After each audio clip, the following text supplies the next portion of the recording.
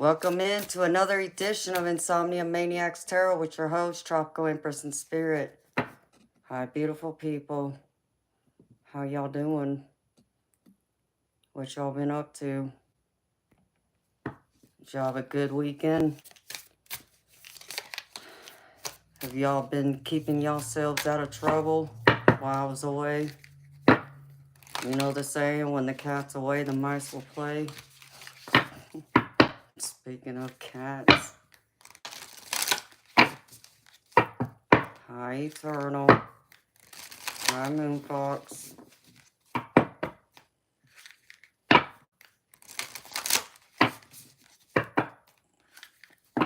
Talking about cats, huh? Well, how's the cat doing? My cat's a Tasmanian devil himself. Always seems to be into something. One behaves, the other one just runs rampant, it seems.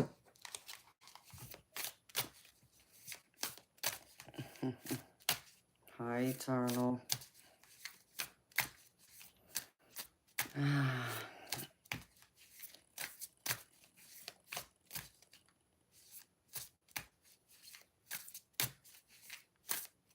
Oh, sweet Shelby. That'll be great, honey. Well, I look forward to hearing about it when you got it done. All you need is just a little corner. You got an easel to do your art on, because I know you paint. I think at least that's, or you draw. Or do you not use an easel?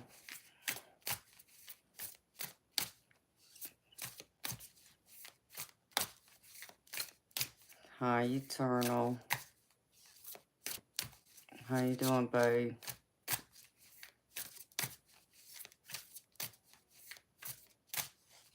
Oh.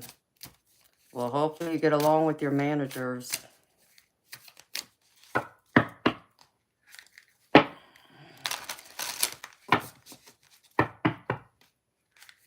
Okay, I got you.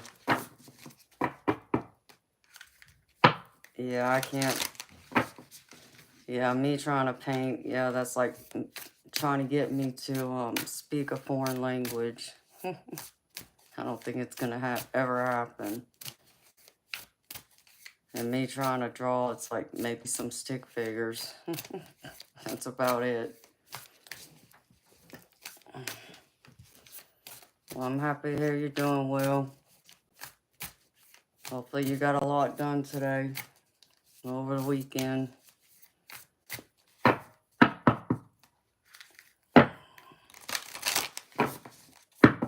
I'm doing good. I slept most of the weekend. That's typical for me, though. Oh, my goodness gracious, beautiful people. So what else is going on with y'all? I'm going to sit here with y'all for a minute. Get these cards shuffled. I might even pull up my other dice. Hot, cold, hot, cold.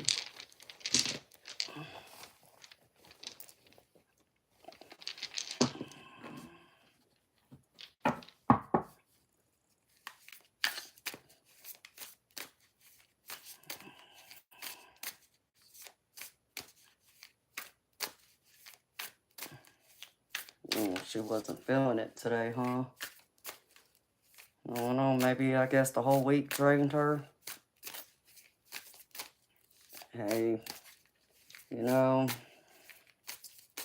being a manager, I gotta tell you, it's very stressful. I don't think people understand how much stress someone takes on trying to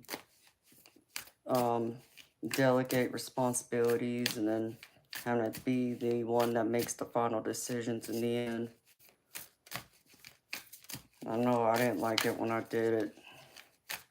I mean, I did it, but I think it was always wild to me because many of the people that reported to me were much older than me. So, and I wasn't sure how well that was going to go over. But I mean, I think most of them handled it all right, but, you know.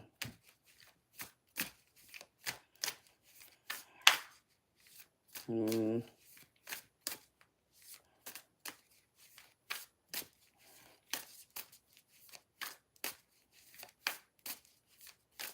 well, you know, I guess you're going to have to work that out with her manager then. As long as you show up, honey, they can't get mad at you. You shut up like you were supposed to, so. So it never seems to be as quick as you want. Yeah, I can believe that. Having to upkeep that yard. Mm-mm.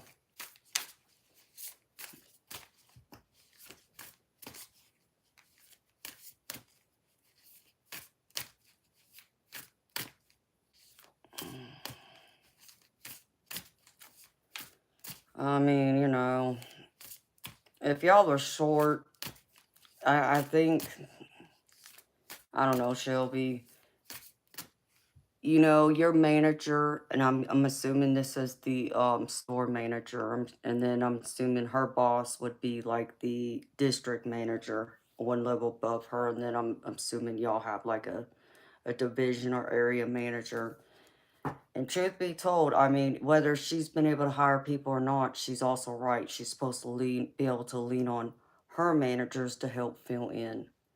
So I can't be upset with her over that, especially if y'all been short for a while and they know, you know, that y'all need people and they're, you know, I understand they might have more, you know, stores to um, watch out for and other managers that reports them, but that's what the bigger bosses are for. That's what they get paid to do too. So, you know,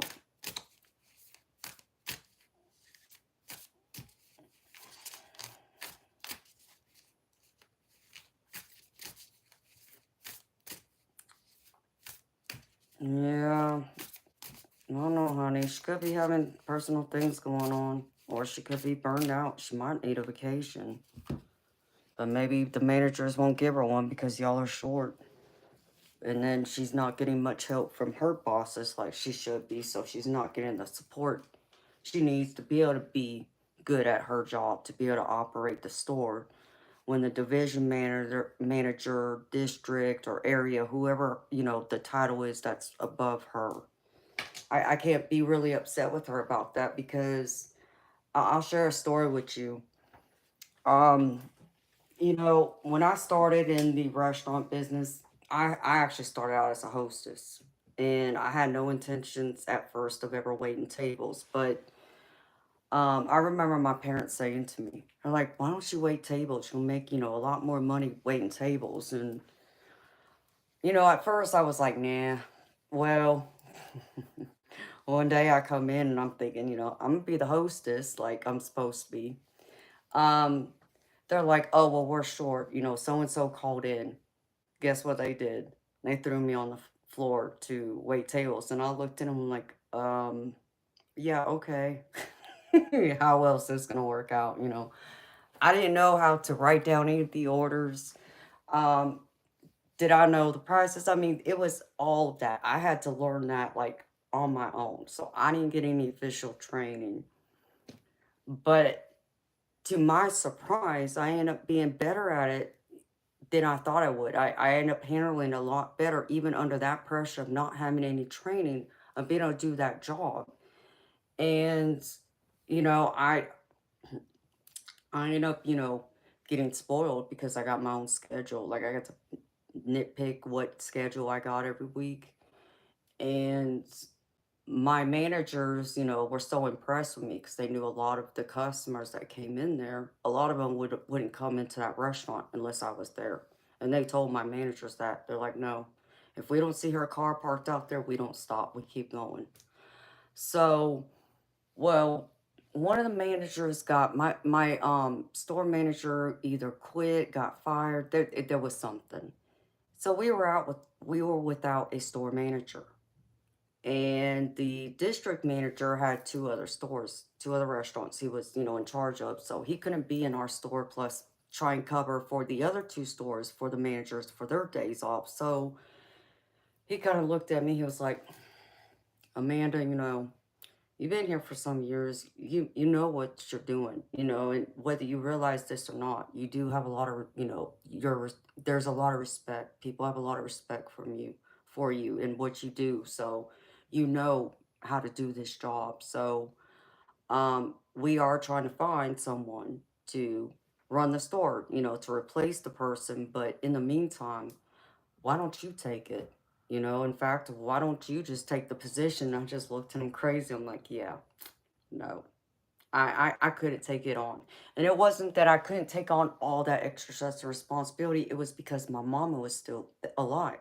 And I could not be dedicated to a job and be called in left and right, covering this shift, covering that shift, and so forth. So it wasn't going to work, but I did try and fill in here and there, when I could.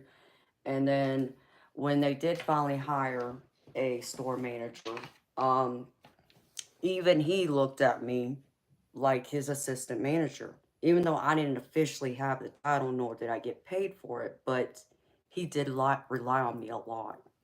In fact, it was funny, he called me his work wife. So I did take on a lot of responsibilities, and I had to help teach him how to do some things that, they didn't train him on, or he didn't get enough training. So it's all of that, honey. It's not easy. I gotta admit, it's not easy. Hello, Antero. Hi, Audra. How you doing, beautiful? Hi, Aaron. And that's right, Shelby. We can only do, we can do the best we can. So, I mean, I think you would be coming down too hard on your boss. Like I said, it sounds like to me she's not getting the support of her manager to, find more people to fill in the slots and so forth. That's my take on it. That's my intuition anyway. So, I don't know. You would have to check, with that later, honey. But it's not easy. It is very stressful. So, but, just hang in there, honey. Make the best of it. Maybe you can help your boss, when she comes back to work, ask her, can you, pitch in here and there? And and I know you may not like your actual job, but maybe showing that you're wanting to, help anywhere, she's short or she needs an extra pair of hands with. You never know. That can open another door for you. You could get a raise. Or even when you go out there and you try and find another job, your boss may even talk more highly of you because you are willing to step up to the plate and pitch in more. Not because you were asked to and not because you were being paid to, but because you understood that, she needed some help herself and nobody else was helping her who she should rely on. So, depends on how you look at it, beautiful. But I hate to hear that, honey.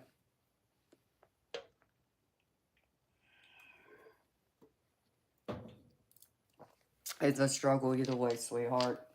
Just hang in there. All right, beautiful people. So, if you're new to my channel, welcome. My name's Amanda. I'm Tropical Empress in Spirit.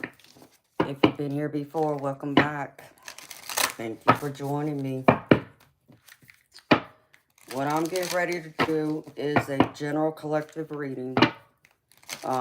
This is to cover all 12 zodiac signs, so it does not matter what your zodiac sign. If you're here, you're part of the collective. So take what messages resonate and leave behind the rest. If something don't fit, y'all, please don't force it to fit.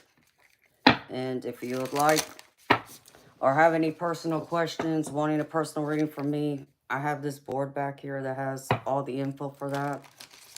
And I can do those after I'm done with the general collective. All right, beautiful people. All right. I'm going to start with some oracle cards, and then I'm going to go over the tarot spread I pulled for y'all. And then go over the rest of the oracle cards I pulled at the end. So, I'm just going to try and tap in y'all's energy here. All right, Spirit, show me what's going on with the collective right now, please.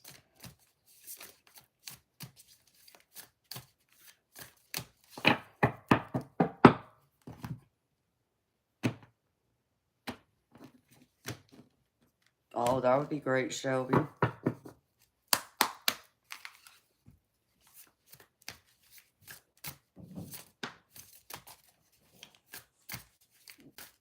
Excuse me. You might have to look into seeing if you have to take any kind of classes for that. I don't know. Don't hold me to it, but I would look into that, girlfriend.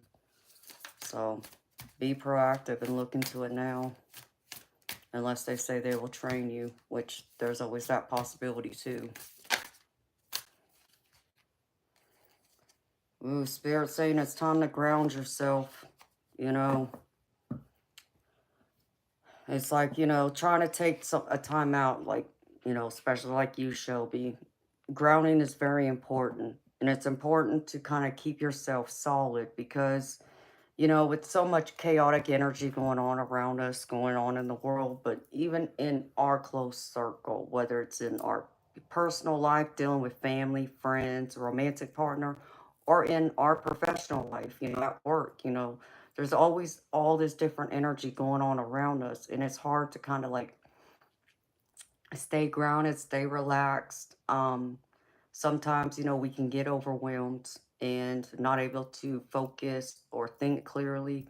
So this is a time that Spirit's saying it's time to take a step back, you know, and, you know, take 5 minutes out. Maybe, you know, if even if you're at work and say, oh, well, I'm not able to take my break yet. Well, I mean, is your boss really going to tell you can't go to the bathroom real quick? So I would just say, listen, you know, I just need to run the restroom, and maybe that's your chance to step away for a minute to reground yourself, regroup yourself, so you can take a few deep breaths to relax yourself and come back to center again.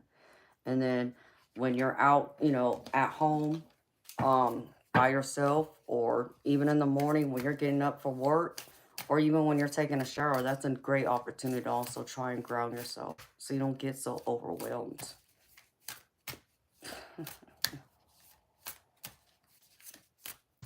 Hi, Debs. What else, Spirit?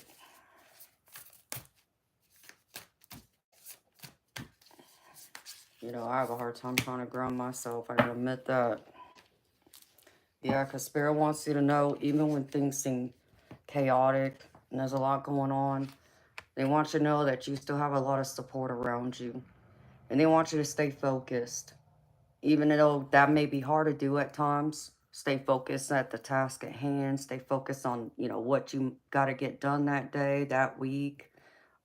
Even if it's like something as simple as doing chores around the house, or, you know, meal planning, you know, that those take time. But know that you don't have to rush yourself and feel like, you know, you're overwhelmed or like you're fighting against that clock. Spirit is saying you got other people around you to help you. And if you don't feel like you have anyone physically there, well, your spirit guides are here. They're trying to tell you it's okay. It's gonna be okay. Take a deep breath. You got this. Don't let it get the best of you. But you got support all around you here.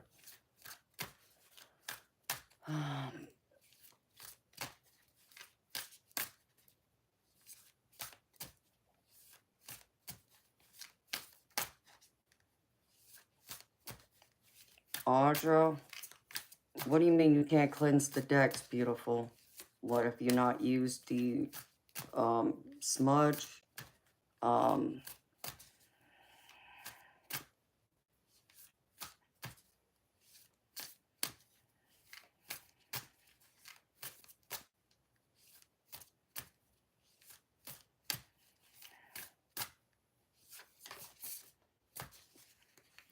I mean, it's weird, Audra, that she can't cleanse the decks, beautiful. Like, what have you done? Like, have you used the smudging? Have you tried using a selenite plate? Have you tried laying it out in the sunlight or the moonlight? Or have you tried even like putting some crystals in it Like, I would put, like, selenite specifically, and I would bury it in your yard. Bury it in dirt. Allow the earth to cleanse it. That's another way to do it. So,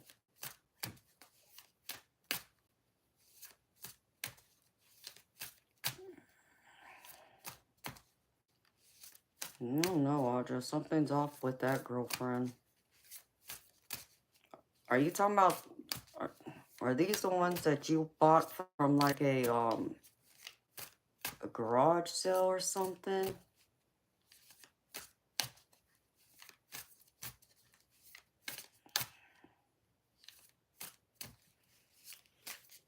Okay, there was someone I know who mentioned they had got them from a friend or from a yard sale or something. I can't remember.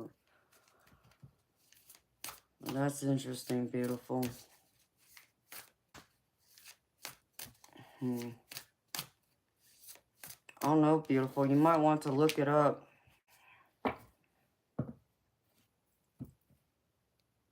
Ooh. Y'all going somewhere? Either y'all going somewhere or y'all are getting ready to take a gamble.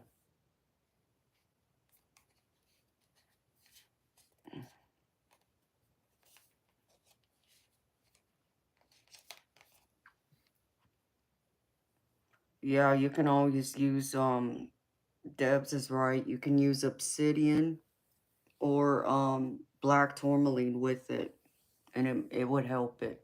Because the black tourmaline and the black obsidian is supposed to absorb energy. And is more specifically supposed to absorb negative energy.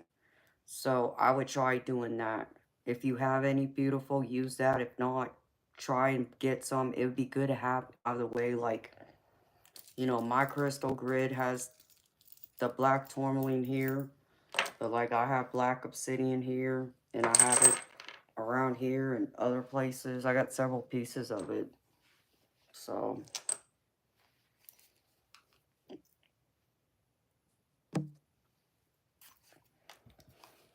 Oh, beautiful. Maybe it's you who needs the advice, though, right now.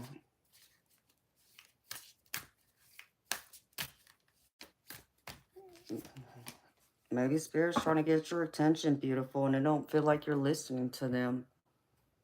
And you know, that reminds me. I'll share this quick story with y'all. I know y'all like my stories, so I'll share this with y'all real quickly.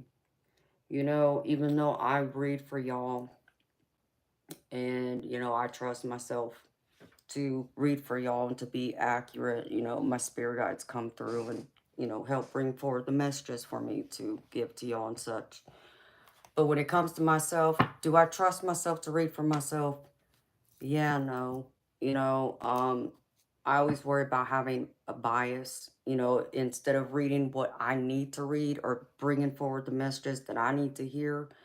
I always feel like I might shove it to the side and ignore it, you know, especially if it's something I don't want to hear or I'm not ready to hear. So I'd rather others read for me instead, right? So I had talked to one of my friends that I know who's a psychic medium, and she did a reading for me, and you know, my mama came through.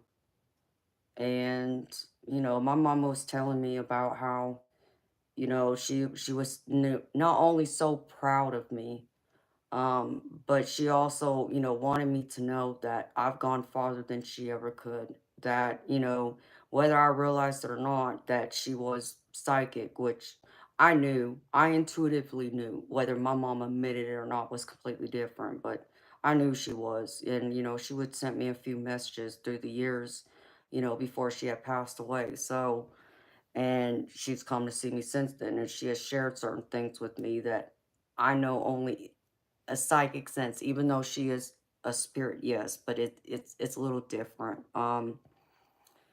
And so, you know, and at first, you know, I kind of, you know, because I told her, because, you know, my friend was like, you know, you don't trust yourself enough. You're not listening to yourself. And your mama's saying you're strong enough.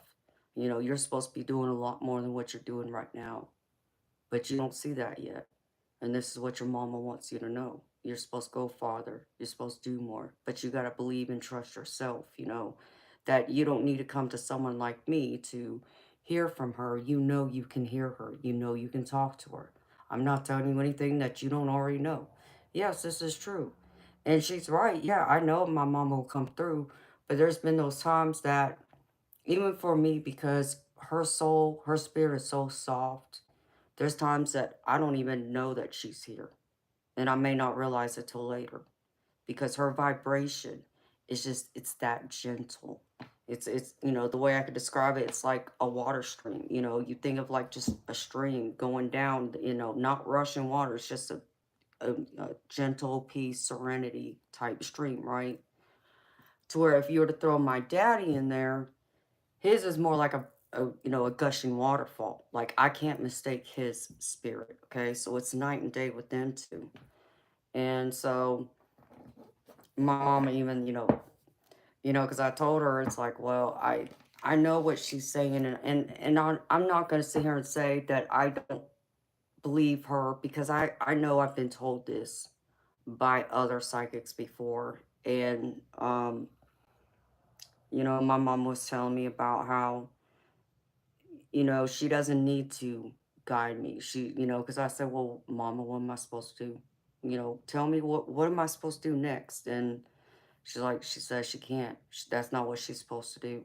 You already know what you're supposed to do. You just aren't listening, or you're not trusting yourself to listen deep within. And, you know, my mom was saying to me about how I always looked at her, you know, as being, because she's older, she's my mama, she should be wiser. She taught me and raised me right. And, but my mom always said that she felt like, no, I was never 10 steps ahead of you. You were always 10 steps ahead of me. You just didn't realize it.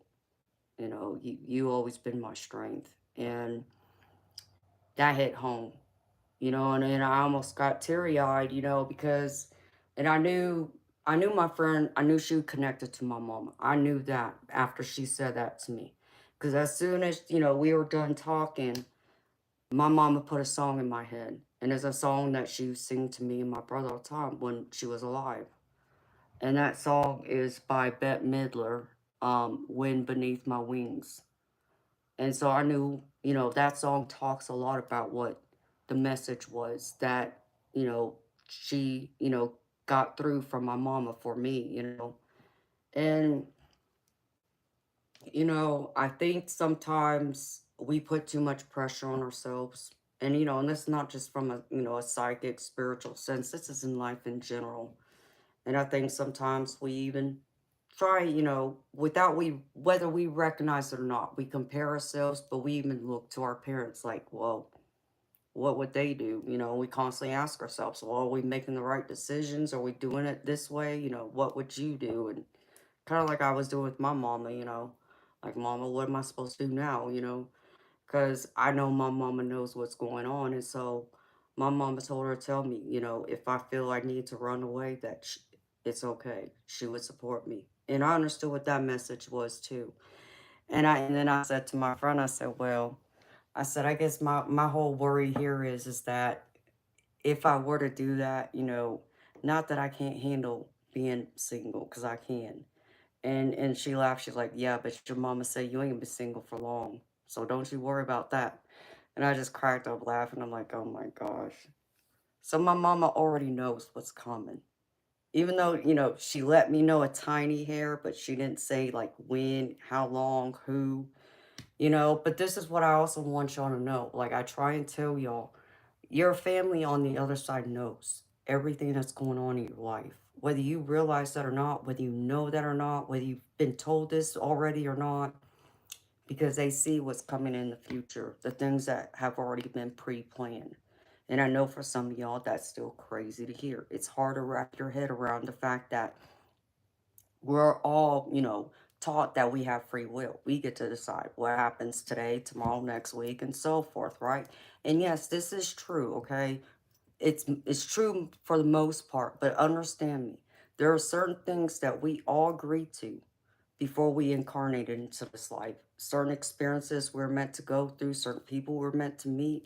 In fact, even when it comes down to if we're going to be married and how many kids we're going to have and so forth, we signed up for those types of things and said, okay, you know, I'm going into this life to learn this lesson and that lesson, and oh, and I'm going to contract with you to help teach me this lesson, or we do it together type of thing.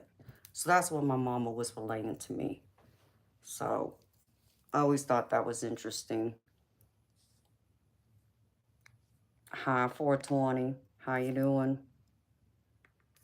You like that song, Audra? I love that song. I haven't heard it in a long time. So it's just the fact that it came through right after that woman, you know, my friend told me that. It's like, well, that really was my mom. And not that I doubted my friend, but y'all get what I'm saying here. So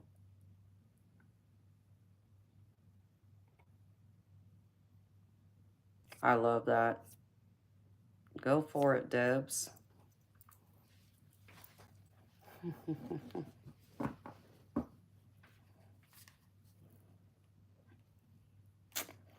Oh, Adam, you need to stop it, baby. You're gonna be just fine.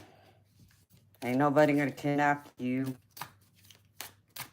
I sit there and tell him, how are you not sure that you're not gonna kidnap her and want to run away and marry her? You ain't gonna come back. You're gonna fall in love with California and with that girl. You ain't gonna want to come back. Hi, Angel Oz. And Spirit, you know, it's like, here, Spirit saying gates of triumph. Success expands in your life. It's like, you know, we all get scared, right? So Eternal, you're talking about your son. You know, Shelby, you're talking about your job and, you know, trying to find that new job. Audra, I know you're also out there looking. And, you know, doing, you know, trying to get your cards cleansed and such. Sometimes we get too scared, we hold ourselves back. Where our spirit guides, our loved ones on the inside are trying to show us the door. They're trying to push us through this gate. But we're unwilling to allow them to push us forward. You know, we keep, you know, wanting to take a few steps back because we're afraid, because we don't know what's coming in on the other side. But what your loved ones and what your spirit team is trying to tell you, there's a lot of good things coming in if you just be willing to put away your fear, you know, take a deep breath and have faith. Faith in the universe, faith in them that they're going to guide you right. And if you do go off course a little bit, trust that they're going to validate and pull you back on course. So don't ever feel like you're lost or you won't find your way. You will.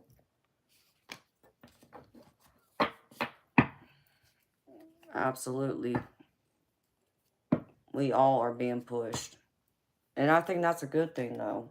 We should be pushed. You know, even myself, I got to push myself more, y'all. Okay? So just know that when you're alone, that's when a lot of peace comes in, and that's when a lot of messages come in. You know, things that we need to be aware of, things we need to be told that maybe we would have just ignored or put to the side and not paid any attention to, you know. Could be a good thing, you know, could be a sign we asked for, could be a second sign, or it could even be a warning. You just don't know. But if we keep ignoring our inner self and our intuition, you know, that's when things does go off the rails.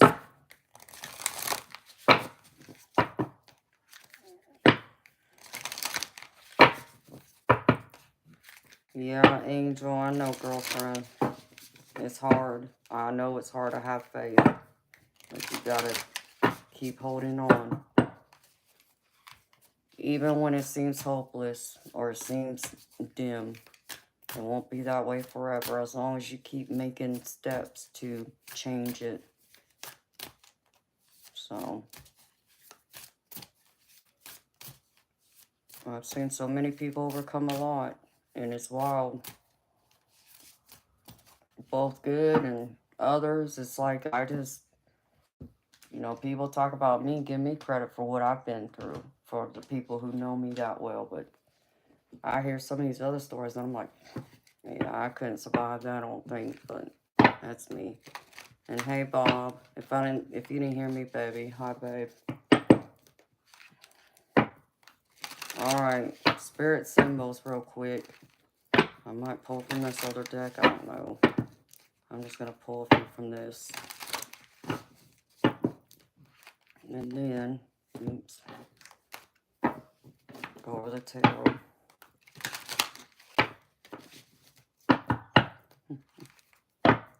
Oh, honey.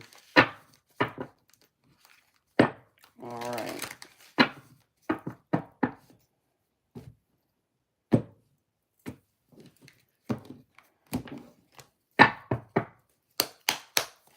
All right, spirit. Messages, please.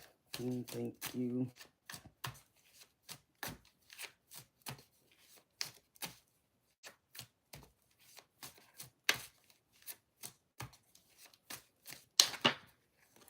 Well, that didn't work, spirit. Come on now.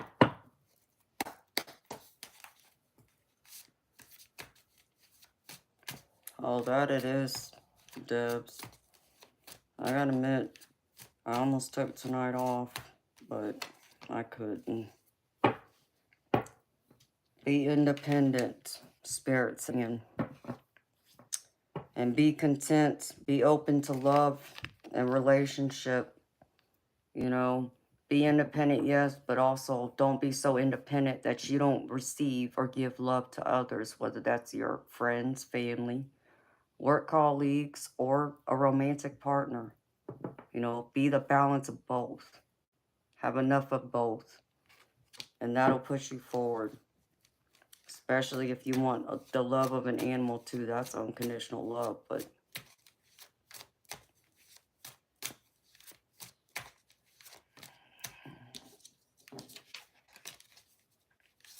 oh, she probably deleted it.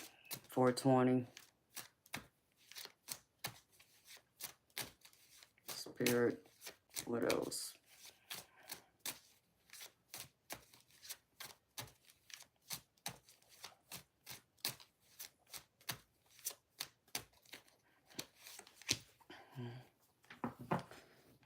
Worth the effort.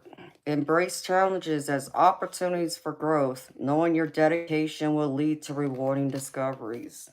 Here you go, Shelby. I feel like this is for you, girlfriend. Worth the effort. But you know, Audra, I feel like this is for you too, honey. Debs, Eternal, Bob, 420. Yes, I'm going to call all y'all out here because I know y'all that well. I've gotten to know y'all in its own way, and everyone else who's here. Know that what you put your time and attention into is going to be worth the effort in the end. It's going to pay dividends to you. You're going to open the doors to new discoveries, to new opportunities, to new creative ventures that you may have never even thought could have even been possible before until now. Things that you would have never envisioned had you not taken some time out to love yourself, to, get grounded, to kind of expand, open your mind more, be willing to help educate others, be present with others, show that compassion, and in turn, those people also teach us. And that opens those doors. And those connections, that unconditional love, like the pet card right here, that's where we get more connection, more love comes through. So, know that, beautiful people. What else, Spirit?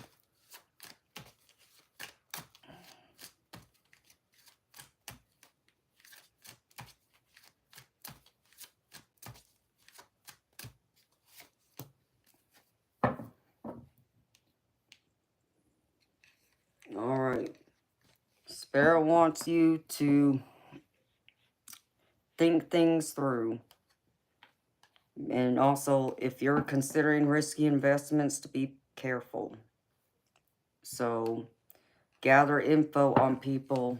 If you feel like someone's being a little shady, maybe, you can't fully trust them, or maybe this person's broke your trust, which I do pick up that energy for some of y'all. Like, there's someone close to you that's either family, friend, Yeah, it could be romantic, but I'm not picking up as much romantic as I am like it's a family member or a friend who you have serious questions, you're in doubt of their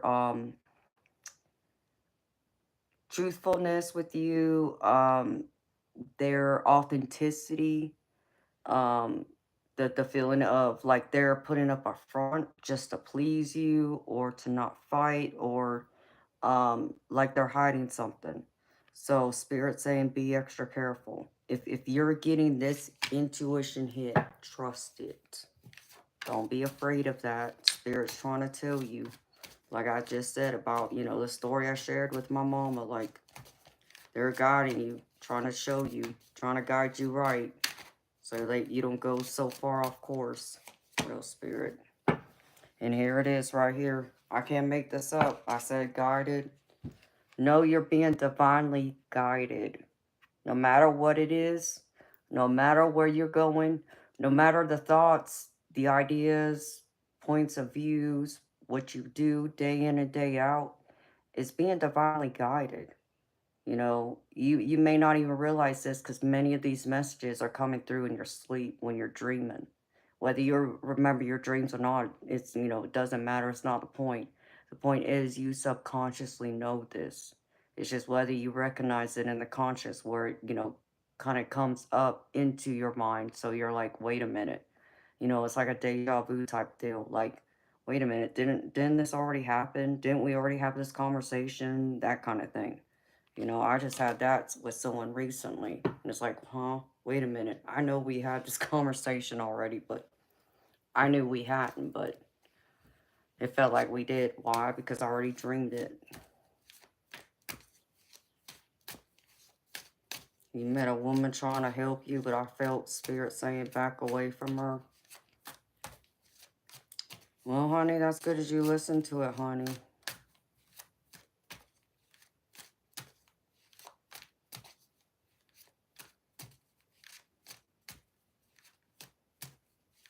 Yeah, I hear you, Audra.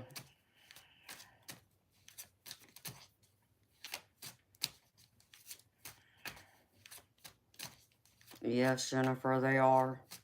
That's one way spirit comes through and talks to us. Our loved ones, our angels, divine, aka God, and our spirit guides. Oops. Way to go, Amanda. Cards go flying off the table. Not that spirit did that, I did that still. Alright, one more spirit.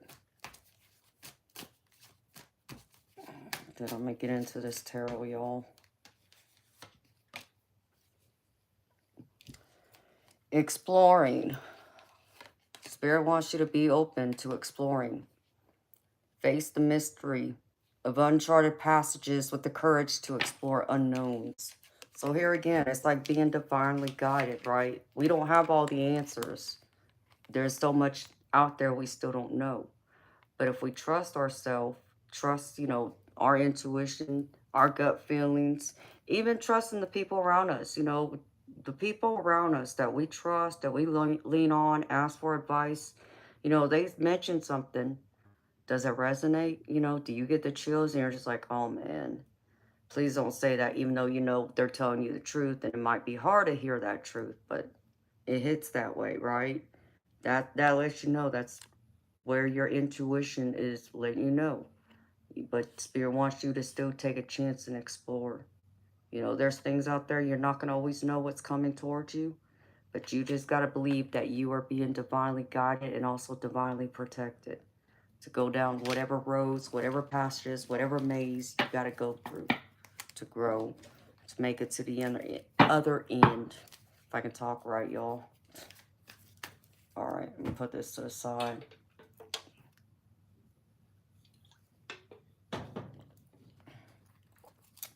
Now, for the tarot, beautiful people. I feel like, again, beautiful people, this involves, I'm getting more family, friendship. Could be, romantic, but I'm not picking up so much romantic. I feel like it's more like a family member or friend. So, here's y'all's recent past energy. This is the tunnel card. This is talking about y'all being kind of like stuck in y'all's thoughts, overthinking things, weighing things out, you know, kind of in misery, kind of gloom, sadness like. And I get the Two of Cups with this. So the Two of Cups is usually a card for like soulmate, twin flame, right? It's romantic. But beautiful people, it doesn't have to be, okay? This can be your friend. This could be your family member. This can even be a work colleague. A soulmate is someone that's part of your soul tribe family. Someone you chose to incarnate into this life together with. Someone that you intend on meeting and crossing paths at some point.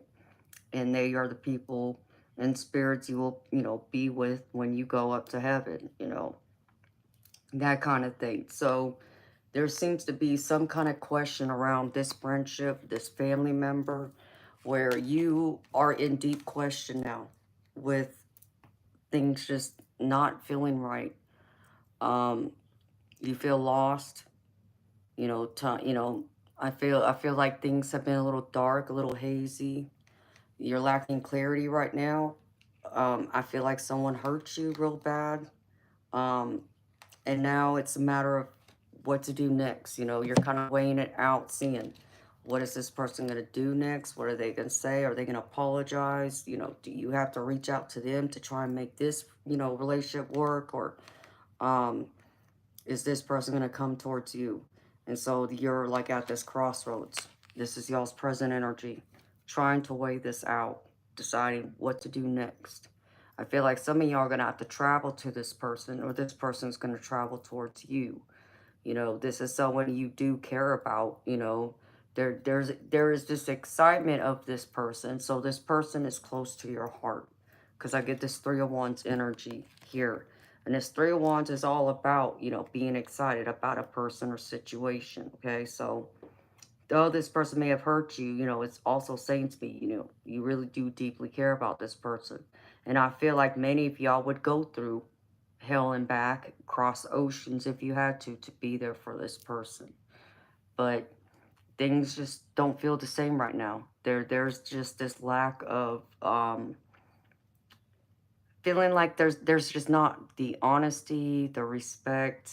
I even feel like someone's been selfish, so it feels like there's been some inconsideration for one another. It could be on both sides. Like, I'm not saying y'all are completely innocent here. You know, we both can do something that can contribute. You know, it takes two to tango, right? But I know most of y'all feel deeply hurt by this person. Um, that has hurt you, that's betrayed you, that's left a deep wound in your heart that you're trying to work through. But, you know, you're trying to take time out and maybe you're isolating yourself from this person.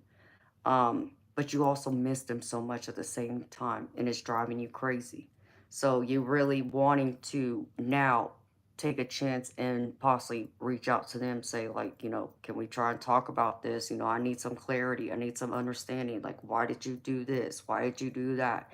You know, you hurt me, that kind of thing. And I feel like this person's going to surprise you unexpectedly. I feel like they're not only going to reach out to you, but here, you know, I can't make this up. Like, here you are, and here's this ship, right? Like, you're going out to sea to go see them. But here it is. Here's a ship coming in for y'all, too. I feel like this person's going to actually show up unexpectedly in your world. You know, especially if y'all live at a great distance. Like I said, this could be someone that lives, you know, an hour plus drive away, or this can be someone that lives in another state or even another country, if not another continent, like crossing oceans. I feel like this person's going to unexpectedly surprise you and show up. They may even try and do this in a sense of like trying to make things right. Like, I feel like someone's going to try and surprise you with like a weekend getaway, like some type of mini vacation, or them coming to see you would be like a weekend getaway. Like, I feel like someone has something planned that they're going to surprise you because they really do understand their role in this, where they hurt you and how now they got to, you know, step forward and take accountability to make things right. So I feel like they're going to show up and they're going to do something. Like, for someone, this is like, they're going to surprise you with like a mini vacation, take you away somewhere just so y'all can kind of talk things out and work things out. Because trying to do it from a distance, I don't feel like it's getting anywhere. Like, I feel like there's like two people, and I feel like there might even be a third person. Some of y'all are just that stubborn. When you're hurt, you're hurt. You know, you use fighting words like I do. You know, you can be very fiery, I get. But I feel like when this person's trying to explain themselves, you know, you don't want to hear it. You know, and I even see someone, instead of holding the phone like this, you're like this. It's like you just, and you're shaking your head. I don't want to hear this. You're full of it. Like, no. No, you don't seem to understand what you did or how bad you hurt me. I ain't got time for this. And some of y'all feel like I've hung up on this person too. So they want to make things right. I feel this person's going to try to come in and offer you this cup of love, this new start to try and rebuild this relationship. Work on it, you know, start over, build on this relationship, hoping that y'all can come to the table and know that, you know, y'all do deeply love and care about each other, and, you know, y'all's lives are not the same without each other being in y'all's lives. Like I feel like you still deeply miss this person, even though you're hurt, but you do miss them. You do think about them often, I feel. So, and I feel like they know it too. But I feel like you also know they think about you as much you've been thinking about them too. So what's the advice? Spirit saying take a gamble. Work on this relationship. You know, don't be so hard-headed and stubborn, and don't be a right fighter. You know, it's one of those things that I always tell y'all, you know, I'd rather be wrong and be happy than have to be right and be unhappy. You know, because by me having to be right, I end up unhappy. Why? Because I'm willing to like stand firm and put my feet steady in the ground without moving an inch, you know, meaning, you know, I'm not willing to bend a little bit for the person I love and care about, whoever that person is, friends, family, possibly a significant other, place it where it fits. And so, because I would be so in what we would say self-righteous mode, um, I end up causing more damage, you know, and that person is miserable. I might feel like, okay, well, I'm right here. So, you know, I don't know what their problem is, but I'm right here. That kind of attitude instead of like, you know, yeah, maybe I'm right. Maybe you're right. Maybe we're both right. Maybe we're both wrong, but who cares? Okay. I just want us to work this out because I want us both to be happy and, you know, be together again. That's what I feel needs to happen here. So take the risk, Spirit saying it. Because there's a lot of this energy coming towards you.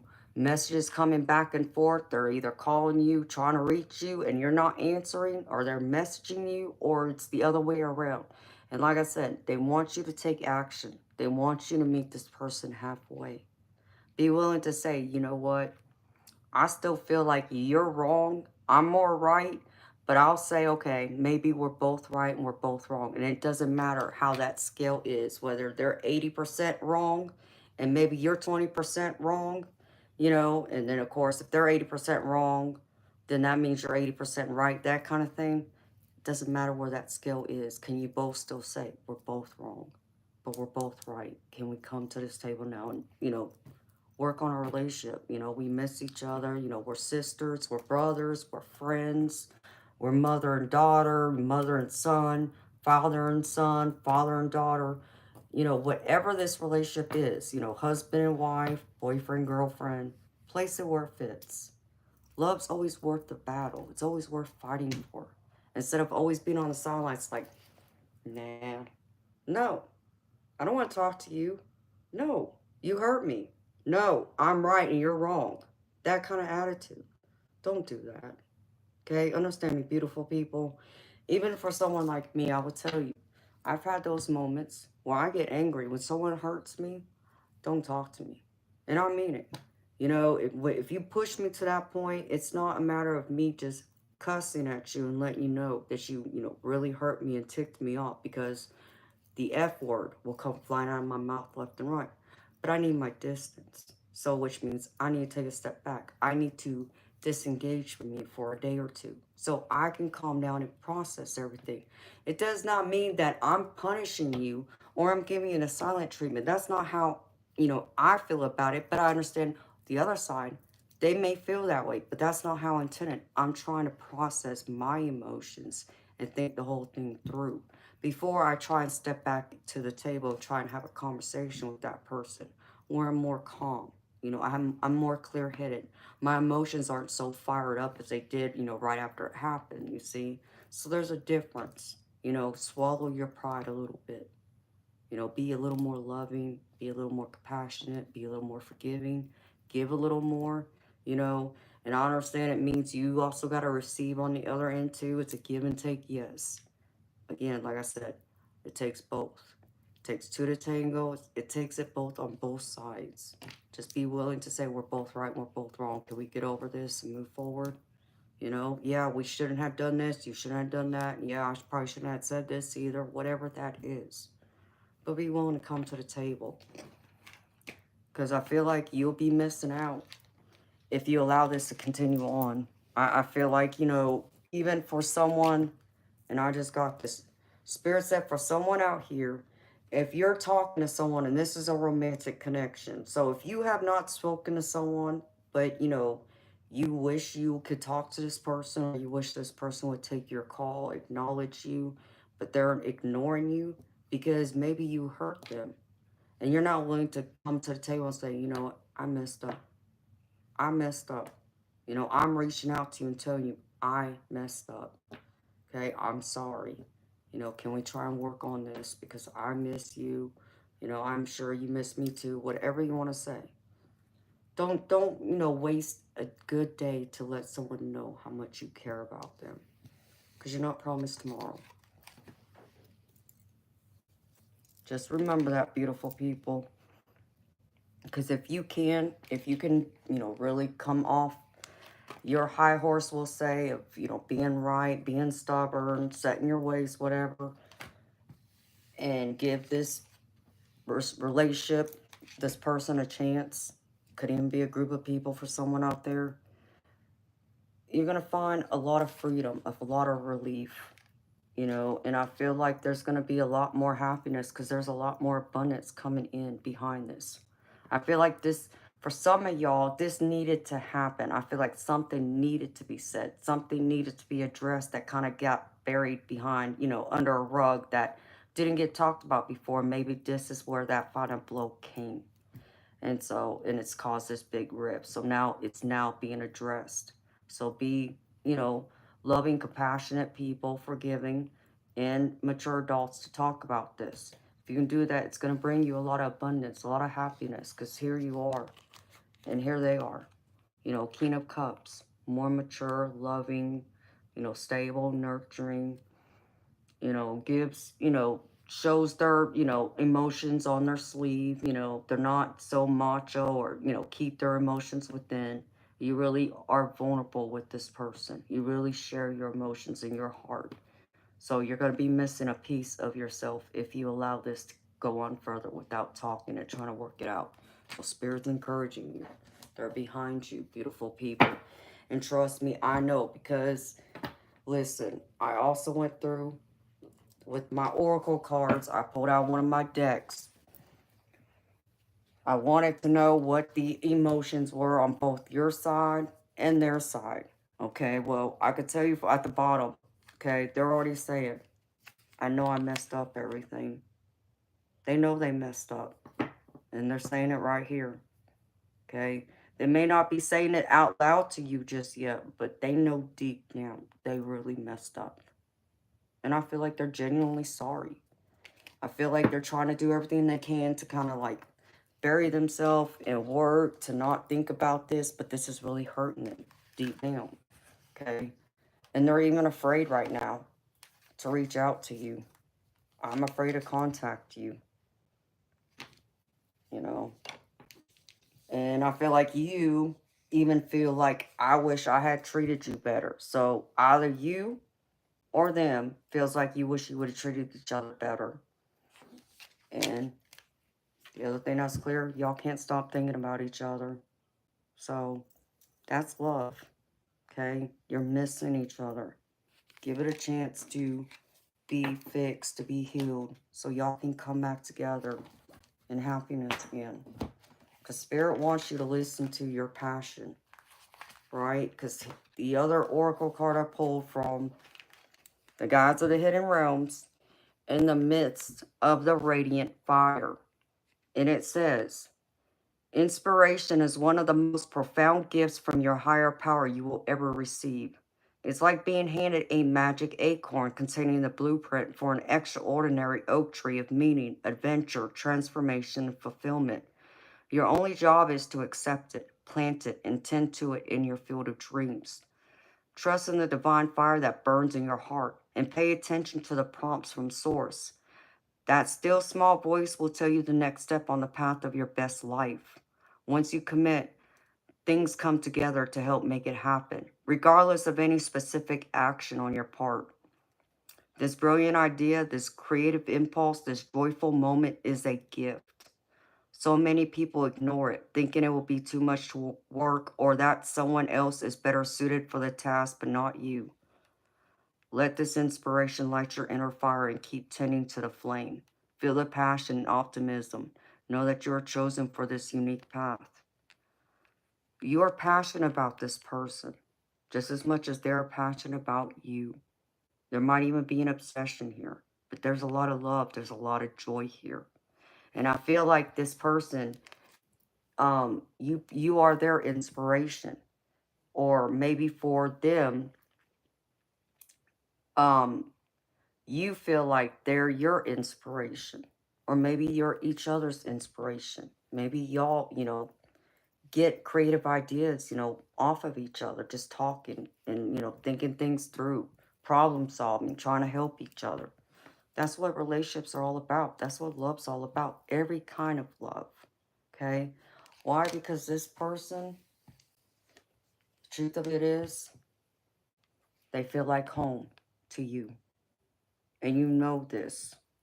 You know that there's no place on this earth that you would rather be than to be with them, to have them in your life. Not maybe not literally be under the same roof per se, but you know that if push comes to shove, if the worst of the worst were to happen, you can pick up that phone and reach out to them and they'll be there and they'll come running to you or you can run to them because they are your safe place. Your safe place. They feel like home. So Spirit wants you to honor this. Honor those emotions. Again, beautiful people, I'm not saying don't be mad at your, loved one for hurting you, for whatever it is they've done here, but have a sense of compassion and be forgiving too, you know. I feel like for many of y'all, this relationship is strong. It's very, very strong. It's been something that has been built over a good time. Like many, many months, possibly a year, if not longer, whether it's romantic, a friendship, and of course, if it's family, then, that's been many years. Don't allow it to go down the drain. For what? Yeah, we get hurt. I get that. Yes, we've been betrayed. Yes, I understand that fully too. And it does not make what they did right. Okay, I'm not excusing it at all. Spirit's not excusing it for them either. But they're just asking to have a little extra compassion and forgiveness for them. Because if the tables were turned, they would go up and have it for you. So give them that chance. Give them a second chance to do right. Because Spirit wants you to also remember that no matter what you do, even if you're kind of hesitant and you're worried, you're scared, like, oh, they're just going to do this all over again. All I do is I forgive them so easily and they're going to come back in my life and do the same thing all over again. Like, why would I put myself in that position? Understand me when I'm telling you, your spirit team will guide you. If there's something you need to be made aware of, they're going to send those messages to you. They're going to get your attention. It's going to be so bold. Maybe it's not, like a big sign that says, please don't go further. This person did this kind of thing. But maybe it's you out one day and you're shopping and let's just say you walk past a stranger and you overhear the stranger like having a conversation with someone else and whatever they said, it resonates. It hits home. You can't explain it. You can't put your finger on it, but it hits home. That's your spirit team letting you know, okay, maybe you shouldn't do this, or yes, stay the course, whatever that is, but you got to trust that. That means trusting your higher self too. There's still a matter of also trusting ourselves in the end, okay? And the angel card I pulled for y'all beautiful people is faith, cloak of protection. And it says, you are protected. The worst is behind you, and you are ready to move beyond the challenges that you have been facing. You are safe now. Let go of the old and stop waiting for history to repeat itself. For you are in a new time in which you can create your own story and begin living it. If you feel you are stepping into the unknown, know that your angel is holding your hand, leading you on. And the positive affirmation here is, I am safe and protected by angels. I am safe and protected by angels. So my beautiful people, remember, no matter what, you're safe. You're protected by your guardian angels. Trust in them. Ask them. Ask them for help. Like I said, ask them for validation. Ask them for confirmation. Ask them to affirm. If you're really, thinking this through, like, really, I'm really supposed to reach out to this person, or I'm supposed to do this or that, say, listen, I'm not sure. Okay, yeah, my gut's telling me yes to listen, but I'm still hesitant. Can you give me another clear sign that will be recognizable to where I'll have no choice? I won't be able to dispute it. That I'll know, okay, yes, I'm supposed to do this, or I'm supposed to reach out to this person, or blah, blah, blah, whatever that is. Don't be afraid to ask for those signs, beautiful people. They'll answer you. And it's okay to be afraid, beautiful people. Understand me. Understand me. Like I said, we've all been hurt. We've all been crushed by someone. You know, most of us, I like to think we're more than old enough to where we've had our heart broken at least once in our life, right? By at least our first love. So we know what it's like, to have our heart broken. But it's like a wise woman once told me, when I was younger, I remember she said to me, it wouldn't be my first time nor my last heartbreak. And and it was my mama. And what my mama was trying to say to me, she was trying to say it to me in the context of, it wasn't just about romantic love, that there were going to be friends and even possibly family who would hurt me, that I would be deeply hurt by someone, throughout my life. She hopes that it doesn't happen often, but she understands reality that it's going to happen. So understand, heartbreak is not just romantic, it's friends and family. They can hurt us just as deeply. So just know that.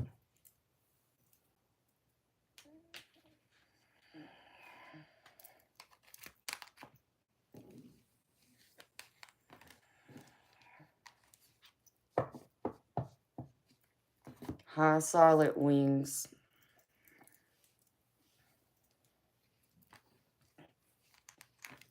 You know what, silent wings? Just talk to your spirit guide, sweetheart. It's okay to choose yourself. If someone's hurt you like that, give yourself that time to heal. I'm not telling you not to, sweetheart. But don't get lost in it. It's what I feel like spirit is trying to say, to where it does end up causing so much damage that there's no going back. Just be mindful of that. There needs to be a balance, If anything, I don't know the situation, sweetheart, but all I can say to you is, maybe, whoever this person is, just let them know, listen, I'm still deeply hurt by what you did. I haven't forgotten about you, but I just need some time to heal and to get through this first. And then maybe down the road we can come together and have a conversation. Just, I want you to know I haven't forgotten about you, and I hope that in time we can come back together. So you can always do something like that. It's up to you, honey. Like I said, I know it's not easy, y'all. I mean, many of y'all know, what's going on in my life, and I cried myself to sleep by someone who hurt me so deeply. I never thought they would do that, but they did. And I had to pick myself back up from it. Was it easy? No. But I made myself get back up and face it and come to reality and figure out, am I going to hold on to this, or am I going to try and work on this and see if things can be healed, if things can be repaired, you know?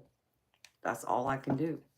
Because, you know, it's like I told y'all, I don't ever want the question of what if. Okay, because I choose one way, because I choose to not pursue, you know, this connection or pursue this friendship, my, you know, relationship with my family, whoever it is. I don't want to be sitting here, you know, 5, 10 years down the road and looking at myself like, saying to myself, like, dang it, Amanda, why didn't you just swallow your pride and reach out to them? No, by, you know, acknowledging them and talking to them does not mean they were right. It doesn't excuse what they did, but don't be so hard and stubborn either that you ruin possibly a good thing. And I got to remind myself of that. It might take me a little bit, you know, of time. Like I said, when someone hurts me, I normally will shut them out. I have to, because I don't want to be so fiery to where I cause it and I make the situation worse by, you know, coming at you and swearing at you left and right and saying things that I don't necessarily mean, that I'm saying in the moment because I'm hurt, because I'm angry. I don't mean them. I might mean them then in that moment, but do I really mean it overall? No. So, and I don't want to do that, because once those words are spoken, you can't take them back. Yes, you can apologize. Yes, you can ask that person for forgiveness, but that person's always going to remember, especially if it hurt them, which is what we try to do. Naturally, our human instincts, no matter how much we love someone, when they hurt us, our natural instinct is to want to hurt them back for hurting us. Okay, that's us being human, because we're not perfect. We all have done it. I've done it, okay? And I don't want to be that person. So I take a step back and try and calm myself down. But like I said again, some people may not understand it. They might think I'm just punishing them by giving them silent treatment. No, that's not what I'm doing. I'm trying to be a mature adult here and deal with my emotions first. So I don't come at you that way. So I don't disrespect you. So I don't say something that I'm going to regret later. And like I said again, and then I don't want to sit there and, you know, years later and look at myself like, Amanda, what if?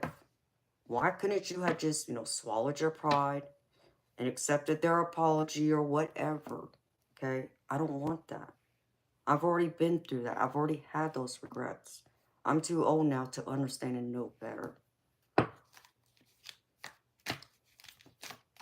Yes, we do.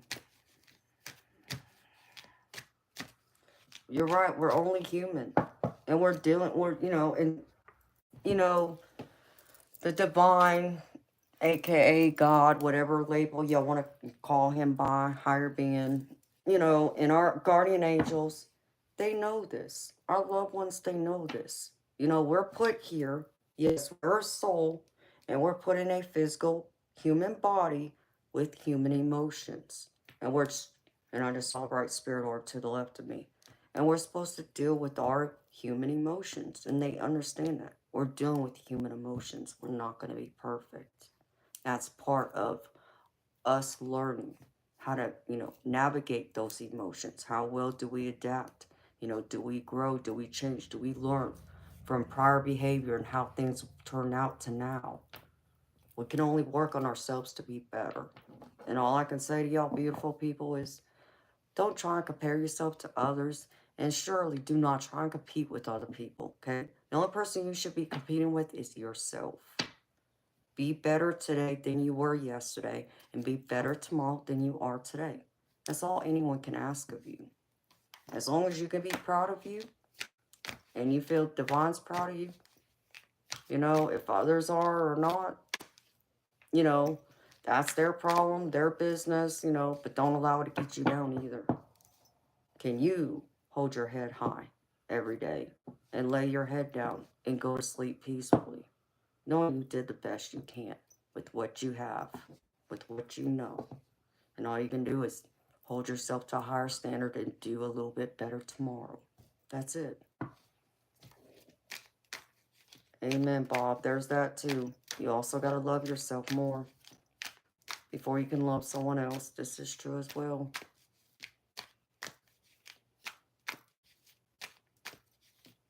Yes, it is, Debs. The biggest competition you should ever have is with yourself. Not with others, only yourself. I don't compete with other people. I'm only competing against myself. So, many may not understand that. You know, a lot of people might look at me and say, yeah, right, Amanda. I'm telling you, I don't compete with people. I only compete against myself, and that's it. It's not saying I'm perfect, y'all, because I'm not. Okay? I just don't feel a need to compare myself to others. I'm me, and I can only be me. Just like y'all can only be y'all. We're all unique. We're all meant to be different from each other. You know, that's what makes this beautiful world go round. But we also can't forget to still be there and love each other and be compassionate, but most importantly, to love ourselves above all else.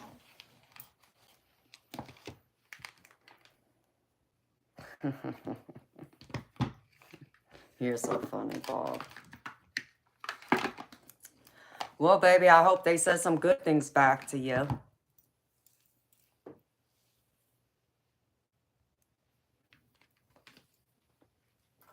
No, that's beautiful, Shelby. I love hearing that.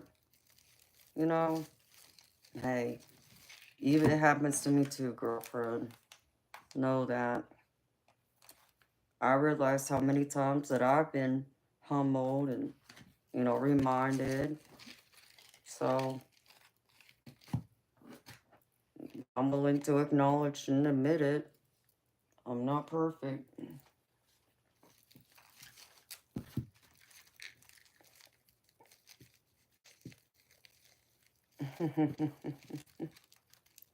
I know, right?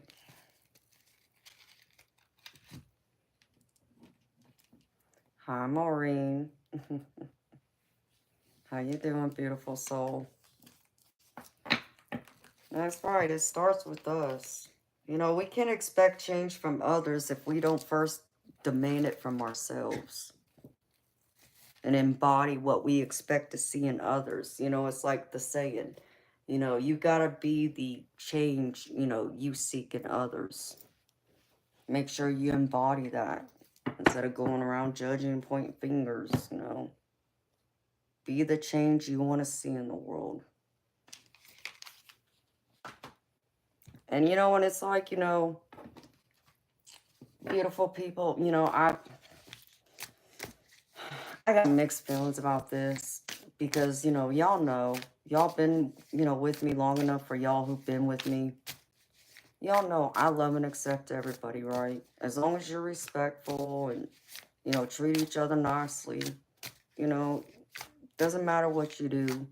Okay, I'm accepting, you know, I don't judge. Um, I try to be there for everyone. But it's like, you know, I also understand, like I also tell y'all, um, you know, even though I love my family dearly, okay, I absolutely love my family. I'm family oriented in that way, but I also understand that there's certain members of my family, as we all have them, who are drama. You know, they're, you know, nothing but BS. It's nothing but chaos. You know, it's like every single time you see them, there's some kind of drama. There's, you know, you never feel good when you walk away from being around them or having a conversation. You always feel drained, like, ugh, like, you know, you just, it's not a good time, right? Because there's always chaos, drama, something. And it's like I tell y'all, you know, even when you're with your own family, okay, you can still love your family, but sometimes you just gotta love certain members of your family from a distance. I'm not telling y'all to hate them. I'm telling y'all still love them and wish nothing but the best for them. But sometimes you gotta love them from a faraway distance because being around them disrupts your peace, you know, it disrupts your serenity. And I'm sorry, just because we're family doesn't give them the right to come in and disrupt my peace, my happiness. You know, what, you know, I find to be, you know, my rainbows and sunshine type, right? So, um, and people would take that like, oh, well, Amanda, you think you're better than us, don't you? No, and I don't. But that's how a lot of them would take it. They would be defensive. Oh, well, Maida thinks she's better than us. No, never said that. I just understand that y'all's attitude, y'all's mentality, the way you handle things, the way you go about things, it's just too much for me. I just, too much of not a good thing, we'll say, that I don't want it. I don't need it in my life constantly. Doesn't mean I don't love them or think about them or want the best for them. I just don't need them in my life all the time. Like, I don't need, we'll say Grandpa Joe coming and visiting me, every week, when I know he's possibly an alcoholic. Just an example. I'm not saying that's the way it is. I'm just giving y'all an example. Why would I want to be around an alcoholic? That just lowers my vibration, you see. Just an example. So, don't ever feel like, you have to accept other people's behavior just because they're your family. Okay? Protect your peace, your happiness. You owe that to yourself. That's how you love yourself. You know? And you can only hope by raising that bar, raising that standard, that your family, your friends will be willing to change. They'll want to grow to be better, not stay in that chaos, not, be in that cultural tradition where maybe, you come from a family that are loud and they get obnoxious. And when they drink, it's even worse and they're fighting, or every single time there's a family get together, it's all this. No, who wants to be around that? I don't. So, and I understand there's certain people in my family, as much as I love them, they love drama and they love this. I can't stand it. I avoid it like the plague. So, that's me. So, think about that. Hi, Colorado. How you doing, beautiful? Yes, honey, you have to protect your peace. So, I try my best to protect mine. And I have to. From some people, it's just, they get to be too much. Even for me, y'all, it's like, when I was younger, okay, some of y'all know this, some of y'all may not, I don't know. Um, but my parents raised me and my siblings to be outspoken. They raised us to speak our mind, not just speak our mind, but do it with profanity, okay? So I'm not lying to you when I say to you that I could tell my parents to go F themselves if I wanted to, if that's how I felt. Okay, there was no rules except for I could not call my parents out of their name. Like I could not call my mom the B word. I couldn't call my dad the A word. I couldn't do anything like that. But like I said, if I wanted to tell them to go, F off, if I wanted to flick them off, if I wanted to tell them to kiss my butt, but use the A word and all this and that, I could. And it was okay. It wasn't considered disrespectful, okay? And so even I had to learn as I got older that that's not the classy way to be, okay? Now understand me, it doesn't mean I don't cuss here and there. I'm not gonna sit here and pretend like I don't, because I do. But I'm very careful about how I do it, how often I do it, because back then, let me tell y'all, the F word was my favorite word. That, I mean, in every other sense, didn't matter if I was happy, excited, angry, upset, hurt. I mean, like, in order to emphasize my emotions with exclamation points, the F word was somewhere in each sentence, so, and I backed away from that. I don't do that now. So, but I had to learn, you see, I had to grow up a little more mature to understand that that's not how I want to be. That's not how I want people to look at me. It's like I don't know how to, control my mouth and say that word all the time among all the other words. I don't need to swear all the time, is what I've learned, you know. So I'm more cautious, especially around kids. I really, it's like, no, I really try to watch my language. Now, does that mean I haven't slipped up once in a while? I have, but I really do watch my mouth more. You learned that bar velvet soap didn't taste good. I hear you, Bob. I know, honey. I lucked out with my parents, the way they raised us, but You know, that was the other message my mama was telling my friend is, you know, she really did raise me to know how to speak my mind and, you know, to um not take BS is what she said. Specifically, she emphasized to take BS and tolerate that nonsense from men. That you know, her and my daddy raised me well enough to be that way. That she knows I don't take none of that, and she's right. You know, that came from my mama. She wanted that, and she says she feels proud because she knows she sees that. And I'm not gonna take BS and nonsense from guys in particular, in general, but yes, in that way too. So you know, I think my parents, you know, are glad that they raised us that way because one of the things that I remember my parents saying to us when we were younger is they didn't want anyone to be able to come in and walk all over us, you know, to abuse us and take advantage of us. And they knew if we weren't afraid to speak our mind and articulate our emotions, our thoughts clearly and do it very well, that people would know better to not try and do that, that we wouldn't go for it, that we weren't afraid. So they did win in that area, but like I said,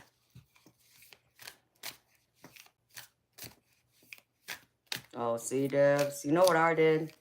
My parents didn't wash my mouth out with soap, but I'll tell you what my mama did one time. Never forget it. You know, like I told y'all, the only rule is I could not call my parents out of their name. Like I said, like calling my mama the B word, for an example.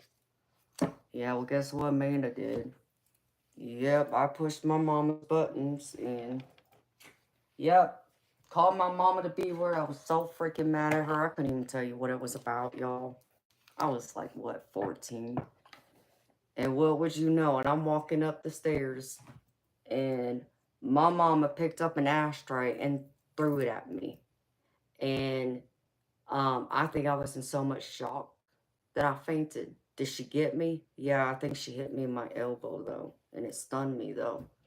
And I I passed out, you know, whatever you want to call it. I was out, and I slid down them stairs, and they had to call the paramedics. And oh my God, it scared my mama to death. But let me tell you, in that moment, she was not playing. If she could have gotten up and grabbed the belt and whooped my butt, she would have. So throwing that ashtray at me was good enough. You think I ever did it again? Nope. Never ever called her that name ever again. So.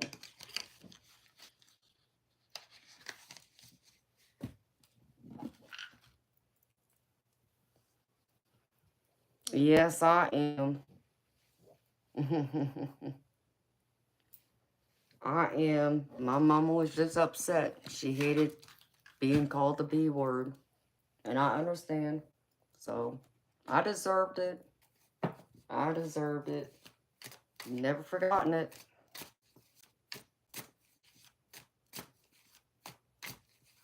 So, considering how lenient my parents were when it came to that, you know, yeah, I pushed my mama. I pushed the line. Found out once and knew I'd never ever do it again. Never did after that.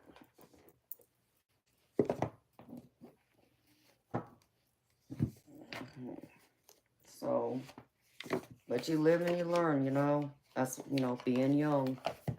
Being young and dumb, as they say. Even me.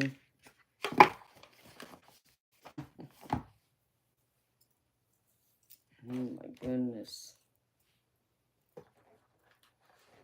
Alright, beautiful people.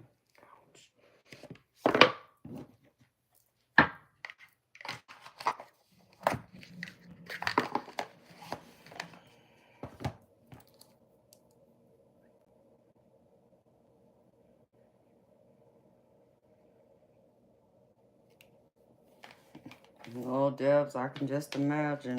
Oof. I know this couple times I thought my daddy was gonna kill me. And then I watched it with my brother. It's like, oh boy.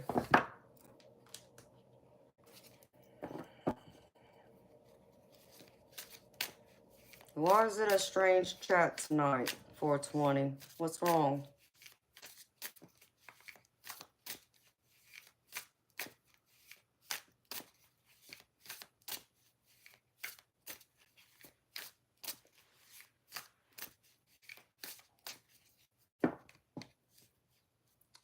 Yeah, Shelby, I think in my family it's an Irish thing from what I hear.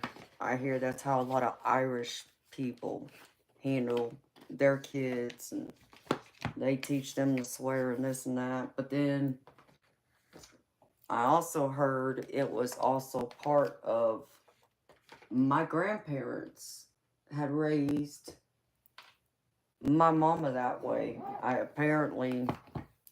My mama was a little rebel, and so she would get in trouble.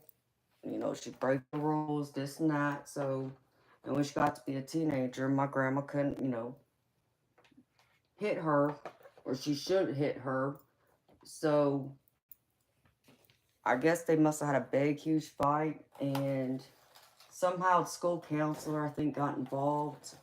And I guess the counselor had asked my grandmother, like, okay, if you think it's okay to hit her, is it okay for, your daughter to hit you if, she feels like you've hurt her, done something wrong? And of course, naturally, my grandma said, are you crazy? No, I'm the parent. She's the child. And so I guess the counselor had told my grandma, well, if it's not okay for her to, hit, you, it's not okay for you to hit her either. So what would be acceptable? What would be okay? To where, you feel like, she can express herself without, getting in trouble, and let you know when she's upset, and this and that. So that's what my grandma came up with. My grandma had said, okay, she can swear at me all day long as long as she don't call me out of my name. So that's where it came about, is what I was told.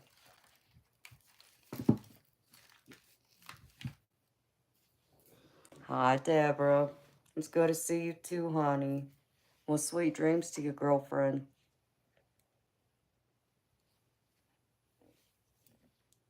Hopefully I see you tomorrow. Good night, honey. Have a wonderful day tomorrow. Yes, 420. We do have some bad tempers. I have a hot temper. I won't dispute that.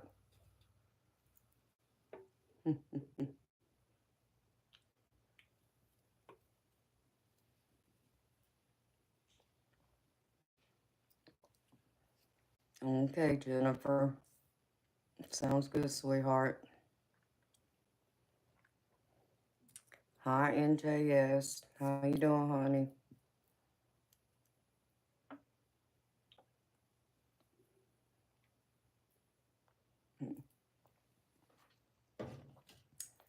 Oh, you're welcome, Jennifer.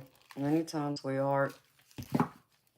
I do a collective reading at the beginning of every stream, but what I will say to y'all is I might start recording them, though,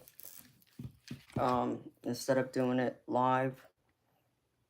So I get a little more time with y'all instead of just trying to do this reading. Y'all can already watch the reading before I start the stream. And it's gonna tie into when I start the memberships too. So I'm gonna mess around with it and see what I'm gonna do exactly. But that's the hope, because I also feel bad when I'm not here. The nights I take off, I feel like I'm abandoning y'all. So I need to do some recording readings for y'all in those days too. So y'all know I haven't forgotten about y'all. This is true, 420. You're right, baby. We all have light and dark in each of us.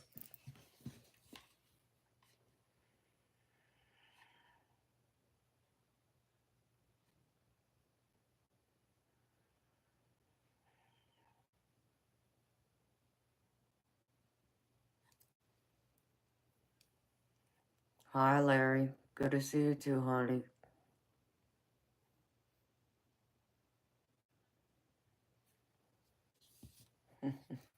High five. Oh, Mari, well, thank you for understanding, honey. I still feel bad, though, when I'm not here, the nights I don't stream and I don't have a reading already made for y'all. I do feel bad. So I even thought about coming on just to do a quick reading for y'all and then, signing off. But I know I'd probably end up on here a lot longer with y'all then, and then I wouldn't get that night off. So, but yeah, that's what I'm working towards, y'all, to get at least it recorded. So by the time I come online, y'all would have already had heard it if y'all have had time, because it would be played, probably hours before I start the stream.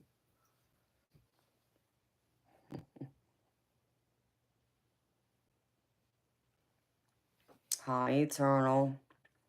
Maureen, sweetheart, I really want to get out of my house, but I gotta tell y'all, when I'm on here 5 nights a week with y'all, I'm just drained. I'm so wiped out. I normally sleep most of the first day, my first day off, and then even the second day, it's like I'll wake up for a few hours, we'll say like 2 hours, and I feel better. But then suddenly I just get hit and I'm just wiped again. And so I end up falling back asleep. So I laid around in my bed all weekend. That's what I did. And so kind of was considering if I need to take a third night off here and there just so I can actually get out of this house. Because by the third day, like today, when I woke up today, I feel so much better. I feel fully recharged. I'm ready to go. But it took me 2 days to recover. So I'm working. I'm trying to figure all this out still.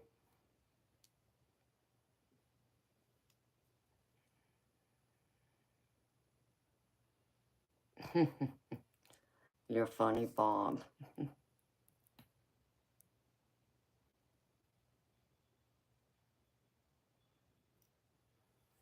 This is true, Shelby. You're right, honey. And it is true. Respect is given just as much as it's, expected in return in human decency.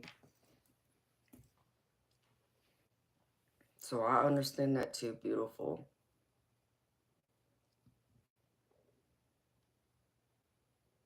Yes, Maureen. And I do try to get it, but um, my cats like to wake me up because they, get the zoomies, or I hear someone in my house moving around. So it might wake me up, but it just depends. But yeah, getting as much sleep as I need on those days, it's a must for me to feel recharged and come here and do it again. Otherwise, I'd be dragging so bad.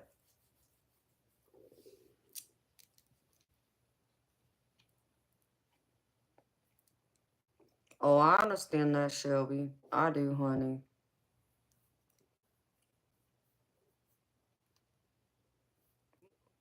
Bob, are you being funny or are you being serious, baby?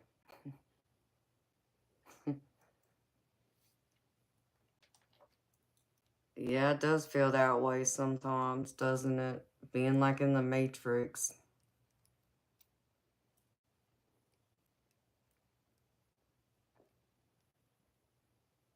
Okay, I was just making sure. I was like, no, you did not. I've heard of them kind of clubs, so that's what's funny. That's why I said, are you being serious? Because my stepchild says that there's this strip club like somewhere in Atlanta that her and her best friend and their, spouses go to. And she was saying like some of them, have might be missing like a leg or an arm or something. Um, and I think one of them's older, and there's something else with her, and I guess she's always wearing like something about beer bottles. Um, like wearing beer bottles like a skirt or something like that. So they get a kick out of it going down there and just watching how, you know, these different people, as, you know, she described them like misfits, you know, are out there still trying to make money, even though they might be much older now, like, you know, 50s plus and got other things going on. But, you know, people go there just for the, you know, clown show because it's like you can't believe like they wouldn't be up there doing something like that at their age with the issues they got. But I don't know. I ain't been there, so I have no idea what they're talking about. I've just heard about it. Yes, it's very important. Just like breathing, just like food and water, we need plenty of sleep, and some of us don't always get plenty of sleep.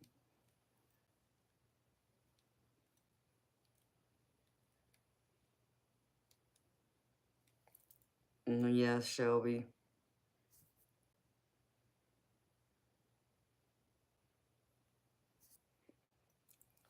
Oh, I enjoy talking to people, both young and old. I learned something from everyone.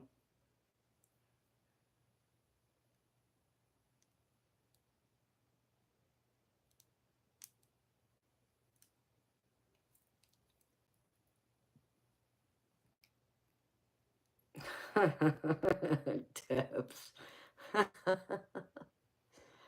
Debs, do you know what I'm talking about? Knowing you used to live here.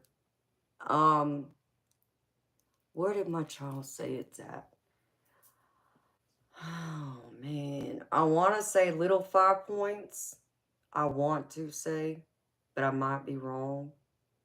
But it's somewhere down in that area.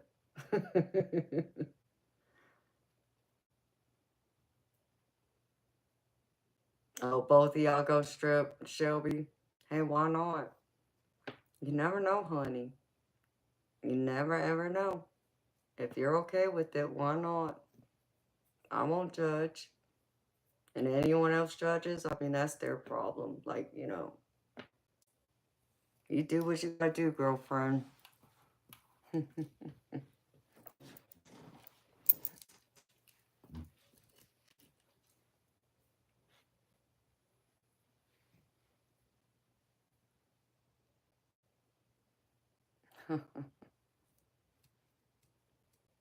What do you mean, Shelby? I mean, if you were to go to one of those, we'll call them gentlemen's clubs, as they're known. Like, they have different rules depending on which ones you go to.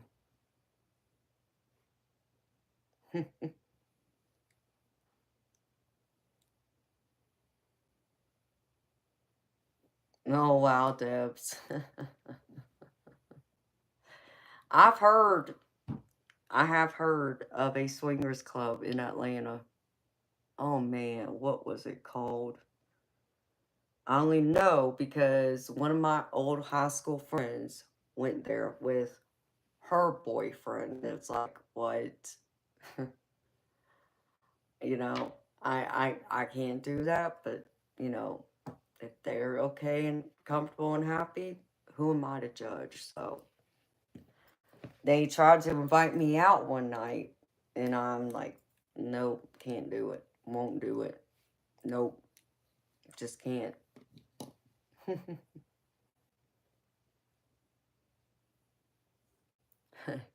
You joke that y'all were gonna open a lesbian only strip club and you'd be called Venus or Freya. That's funny.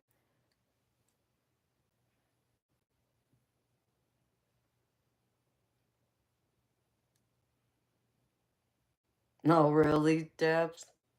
No, that's crazy. Robotic girls.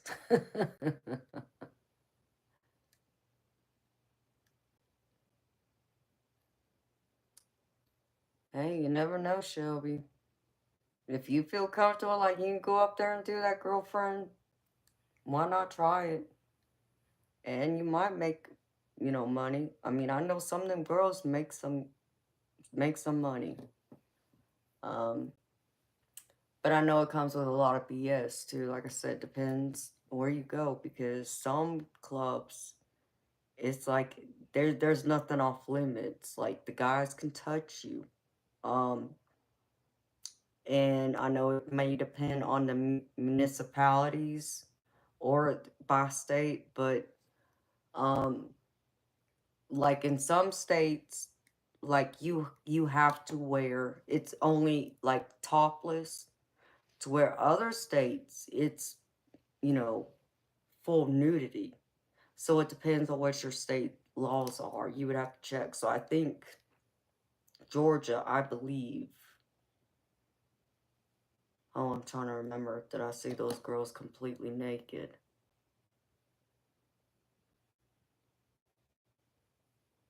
Man, I want to say I did, but I could be wrong. They definitely took their tops off. Um,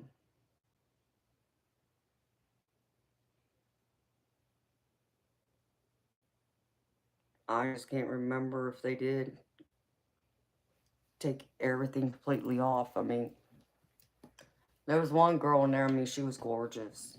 She was gorgeous. You know, of course, I'm not paying attention to their bodies, you know, because I'm not, you know, gay.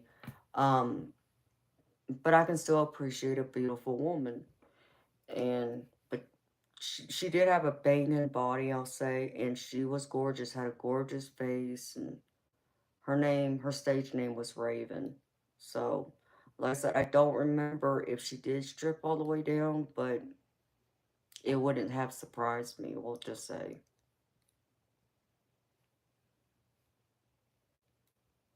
You're blushing for 20.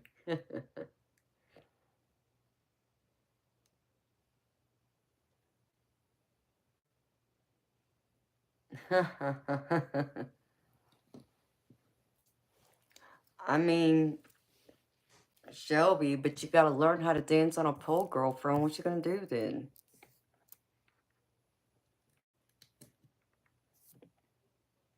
They use poles, honey.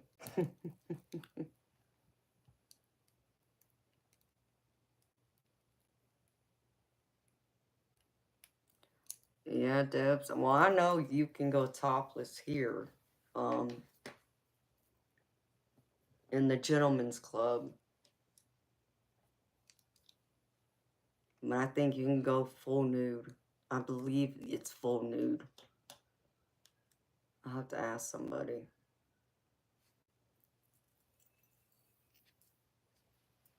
And they have some high-end gentlemen's clubs where, like, the girls get paid top dollar, and then there's some that aren't as much, but I've heard from someone I used to know works in one of them. They said the money's still really good, though. It becomes so good that it's hard to walk away from that life. It's like, yeah, I can just imagine. People get addicted to the money real quick. Put your stilettos on and twerk. Oh, yeah, that'd be so funny. That'd be so funny to see me twerk.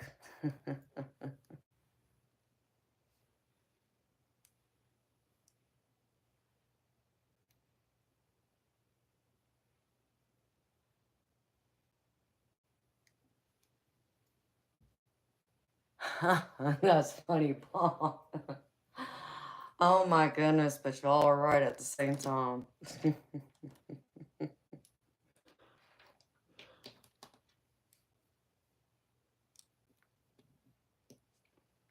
You're right too, Debs. Some of them do. So that's how some of them pay their tuition in school. That's how they put themselves through college. And I don't hold it against any of them. Any of them that choose to do that, I'm not mad at them. I mean, I would hope they would eventually get out of it and use their heads, you know, if anything, make as much money as they can in, you know, a short amount of time so they can start their own business or, you know, like you said, college, to get away from it. I wouldn't want them in there forever. I would really worry about them.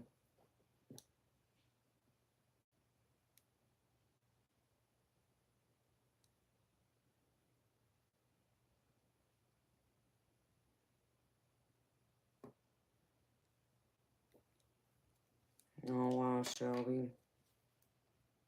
Yeah, I can understand that for her. To take care of her sick mama. That's sad.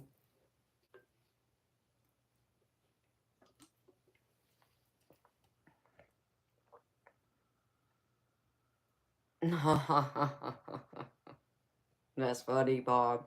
Yeah, I think I do remember that, honey.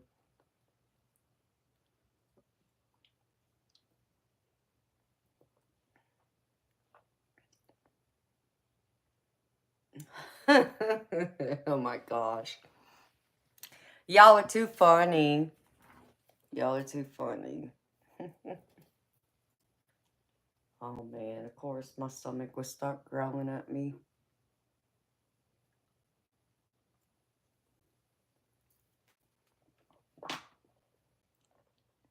Hmm. And of course I don't have any beef jerky in here.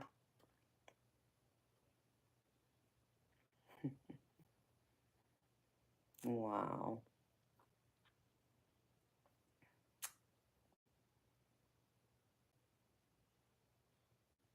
Alright, beautiful people.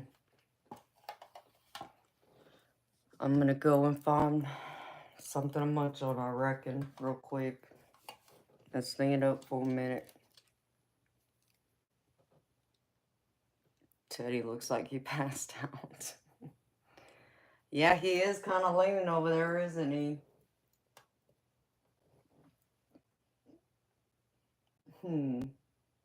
I wonder if I moved him a little bit. You're too funny. 4:20. It's time to eat. Yeah, Debs, I gotta grab something real quick. My stomach's growling at me. And I gotta get me another drink too, so.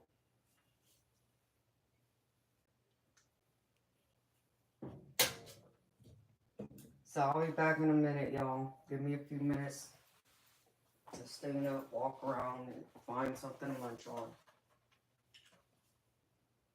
I'm sure y'all can read that board in case y'all are curious.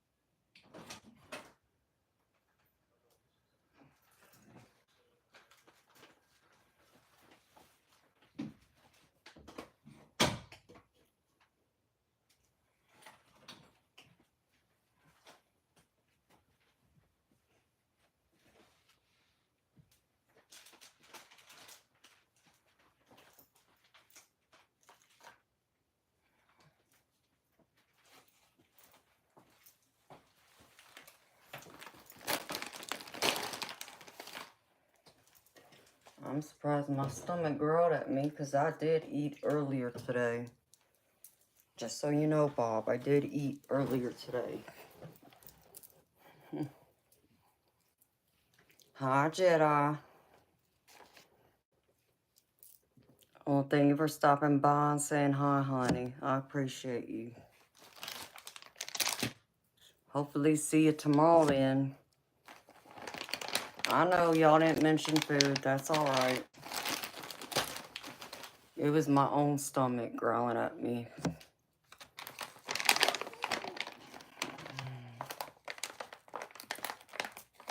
Yep. Knowing I burn through my energy a lot. Especially when I do reading.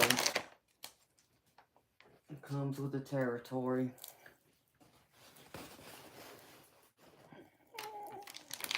Here we go, talking about crab legs and crab cakes.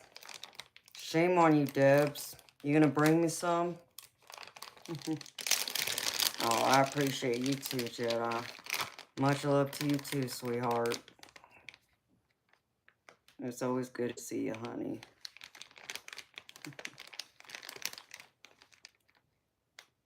You know, I don't eat crab legs unless the shell is already broken up for me. It's just me because it's like if I'm gonna sit here and have to crack them all open, I might as well just starve. And that's how I look at it. So,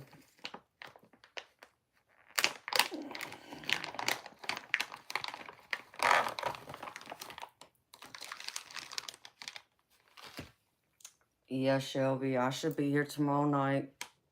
That's the plan.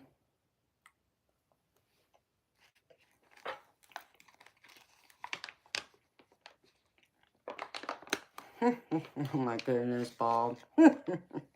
You're funny, baby.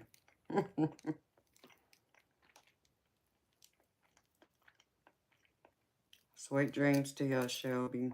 See you tomorrow, honey.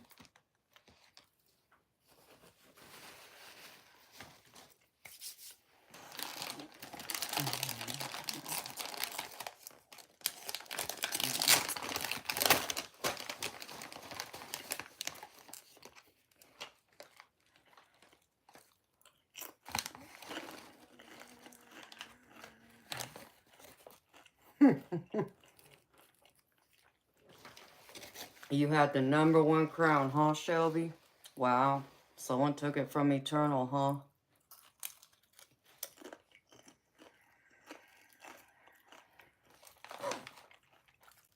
You hear that, Eternal? Someone took your crown, baby.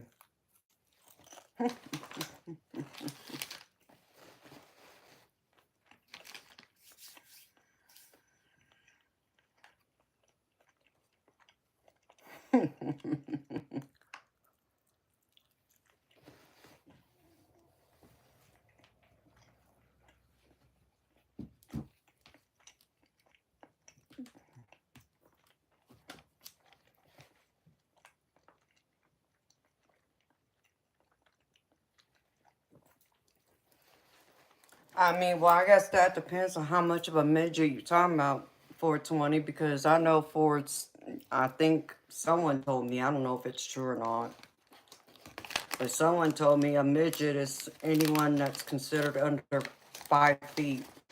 That's a midget. So,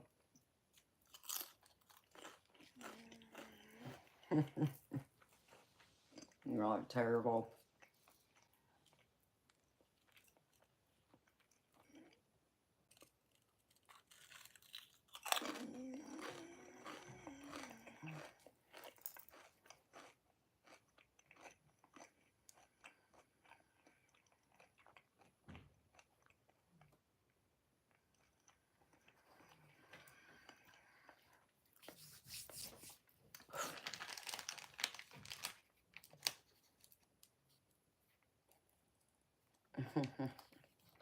Hi, Lindsay. I'm gravy, honey. Thank you for asking. I'm just sitting here munching real quick. Gotta load up on some energy. How you doing?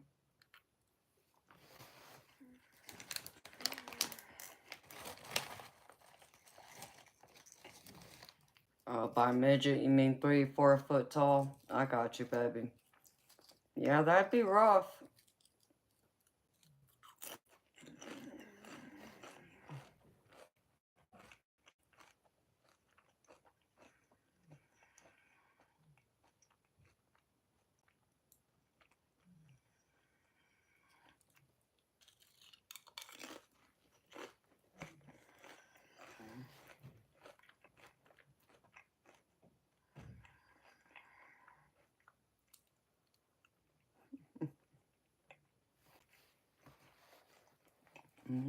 Okay.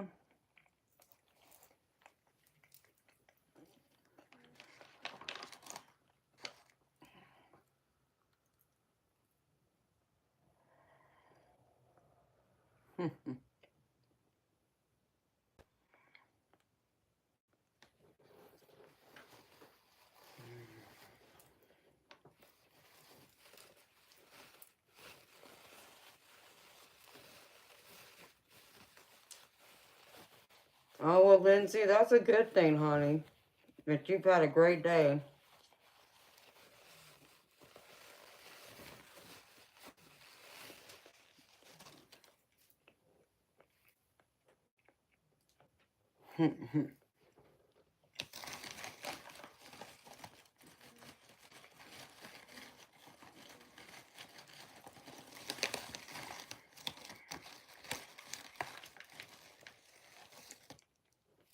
I got to relax a little bit, caught up on my sleep.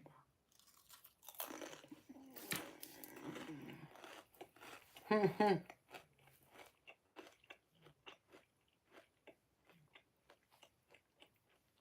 420. I know what you're laughing at, baby. I saw it.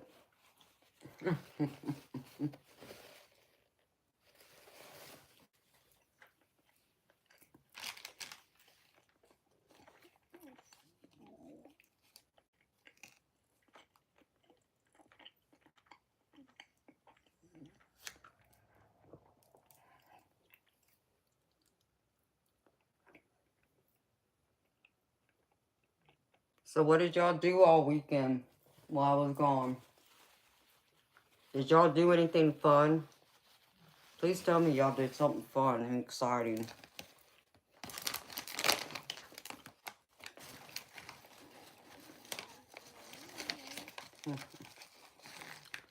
I'm sorry, Bob. You can blame it on me this time, baby.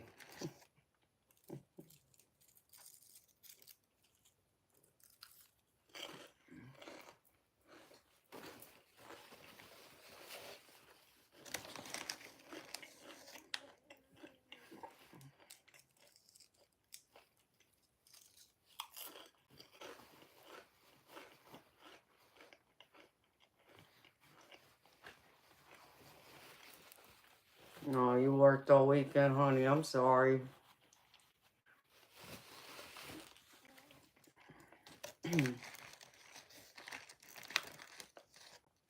I relate. I know what that's like. I've only had the past 2 weekends off in this past year.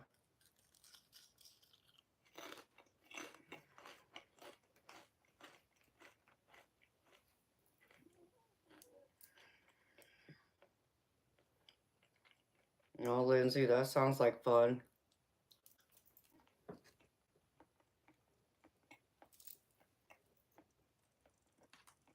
I have yet to go to a pool, to go swimming, be at the beach, do anything like that in the past decade. No, I take that back. I did go to my brother's pool. I think I hopped in there once, and that was the extent of it.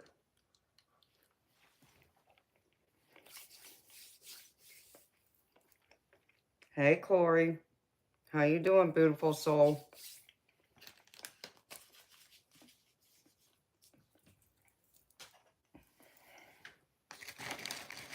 But, like, I don't even have a swimsuit now. Like, I honestly don't know what happened to my swimsuit I used to have.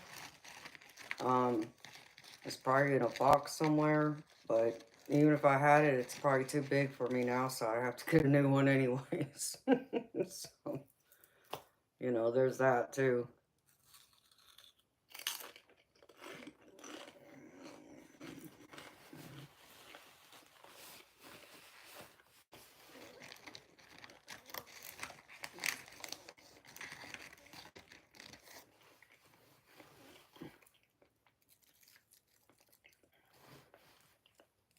I'm sure if I really wanted to go swimming or lounge around a pool, I could probably go to my brother's house, but that's about an hour and a half to 2 hour drive one way. And then being out there in that heat, I'd want to spend the night there because I'd be drained just from being out there in the heat and scorching the sun.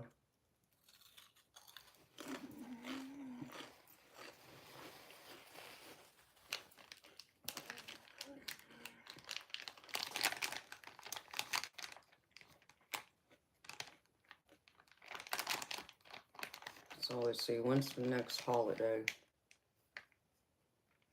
What is that? Labor Day?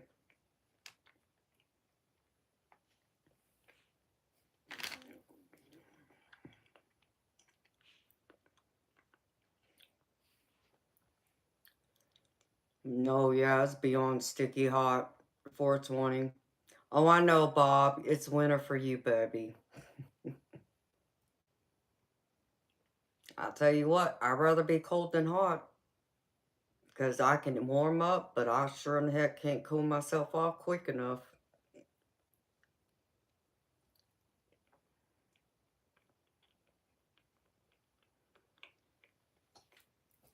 Oh, I know, the heat gets so bad. I can't believe some of y'all out there got house with no central AC. I'm like, what?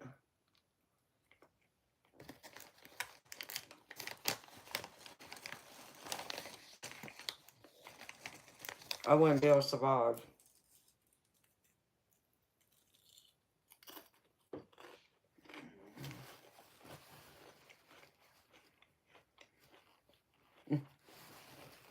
Wow, Bob, and why is that, baby?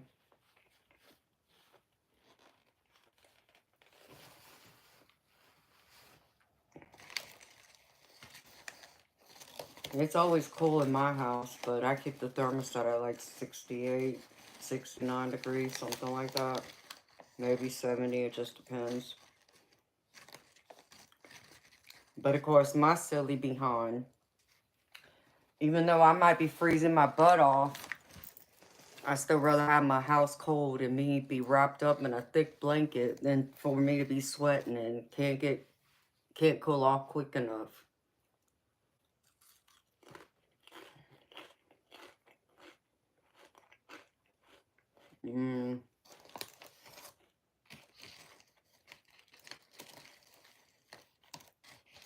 So if I have my house set at like 60, we'll say 69, maybe 70, and with the AC on, and I got a thick blanket wrapped around me, I'm comfortable. That's how I'm comfortable.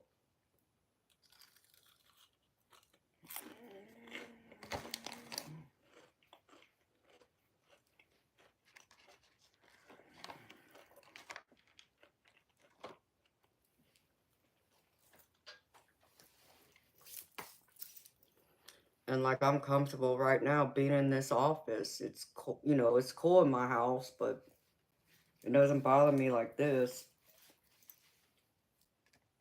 until my spirit guides get too much into my energy. Then they make me cold. But then that's the way of letting me know they're ready to work.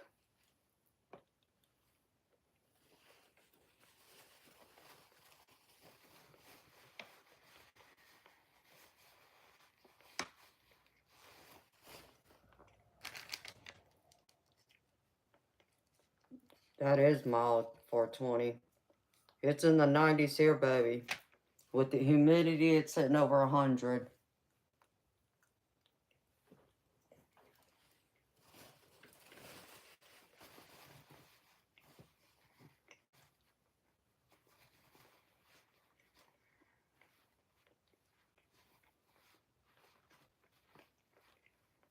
Mm-hmm.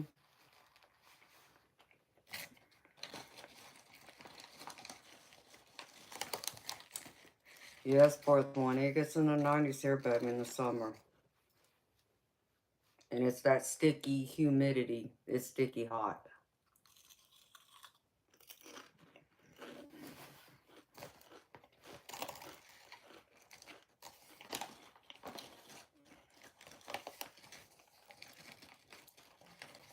I know, 420. You're so lucky, baby.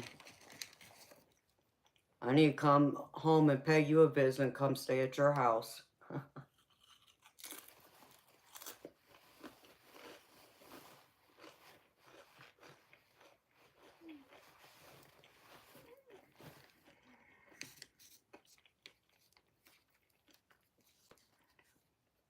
Oh, it is. Exactly, Bob. Isn't that the way it always works, baby? When it's freezing cold in the winter, can't wait for summer to get to us fast enough, and then vice versa.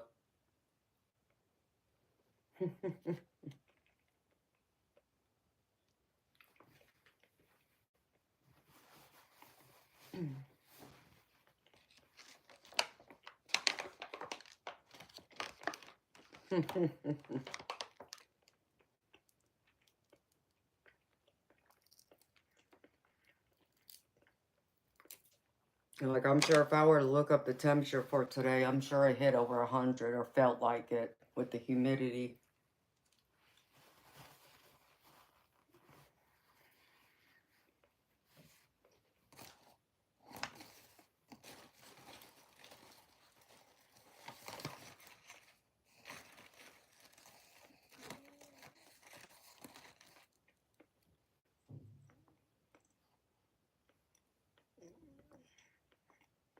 Oh, it does. It drains me, 420. Trust me, baby.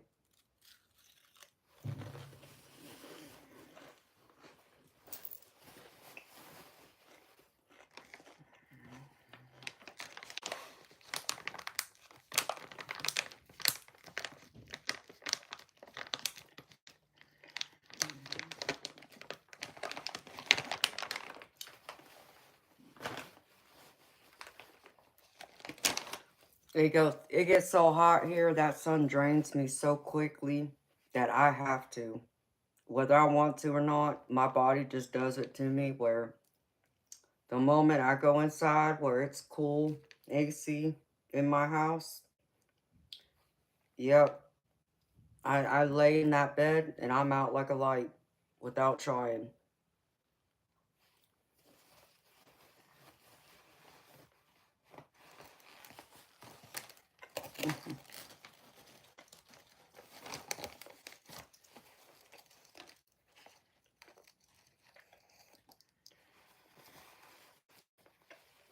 Mm.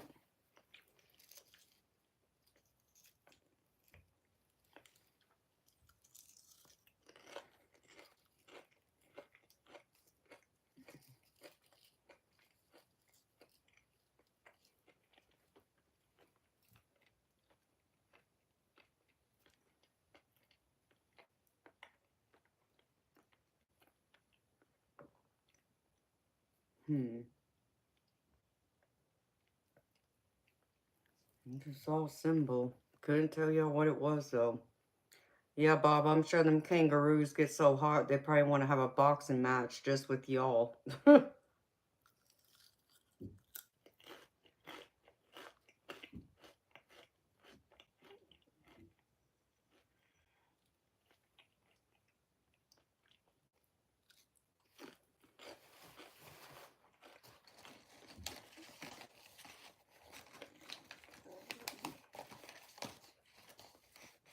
I would be those kangaroos. One to vent my frustration being all hot like that. They keep looking at y'all saying, where's the water? Y'all keep taking all water. That's wild, 420. I'd love to see that, baby.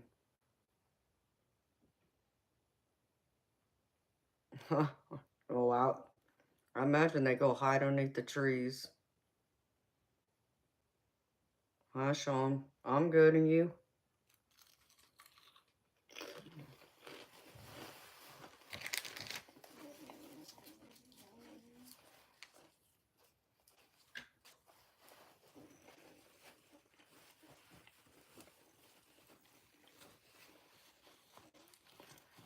I'm sorry you're tired.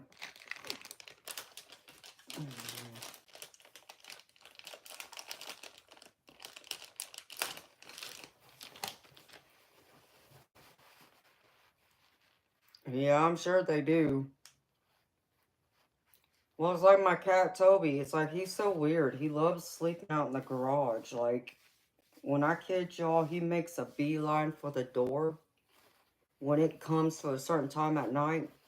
Like, he's ready to go to sleep. He's waiting for you to open up that door to the garage so he can go run in it, because that's where he wants to go sleep. He'd rather sleep out in the garage than sleep in the house with us with the AC going. It's like, I don't get it.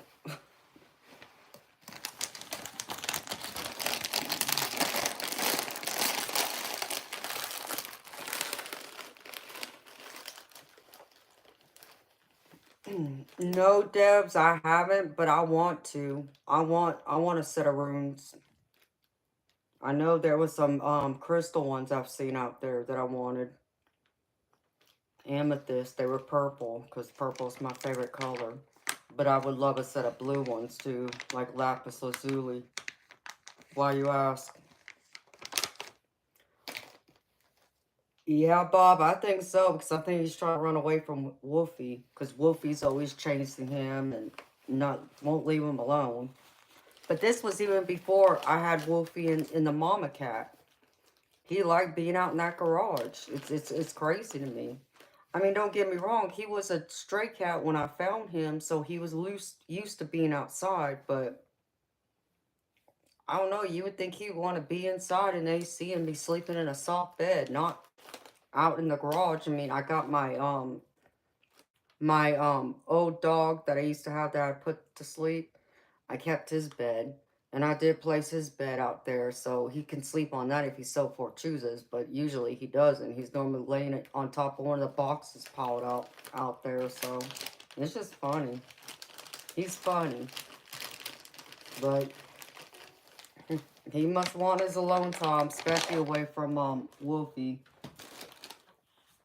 Hey, Turtle. Um, what's this over here?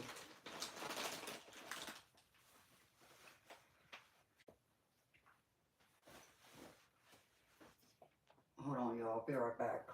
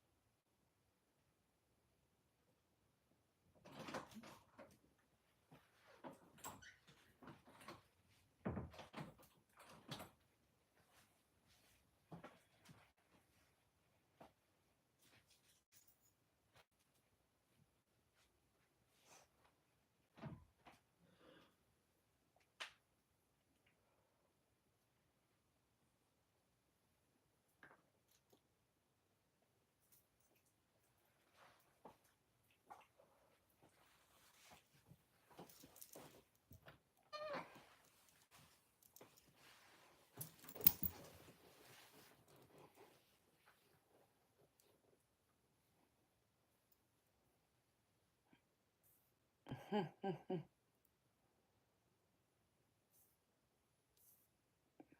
are so funny.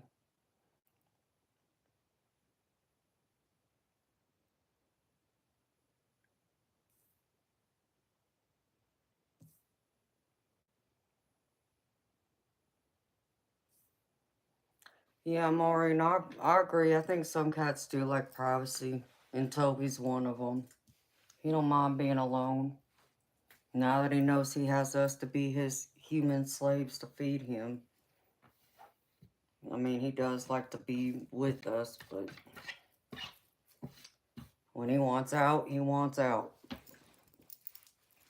Like, I can only hold him for about a minute and pet him, and then he wants down.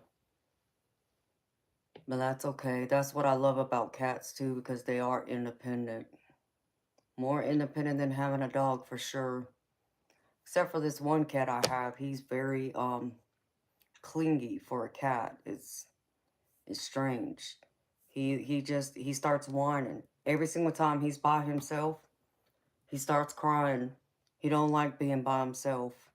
And he has to be underneath you wherever you go. Just like a dog. He wants to follow you wherever you go. Oh, you got the crown now, 420? What number you got, baby?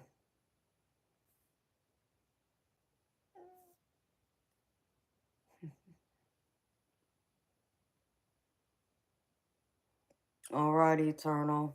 Well, sweet dreams to you, baby.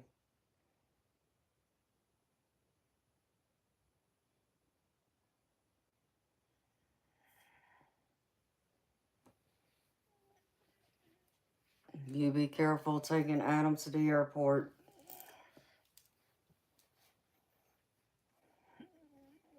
And this is true, Maureen. And Toby came running right to me.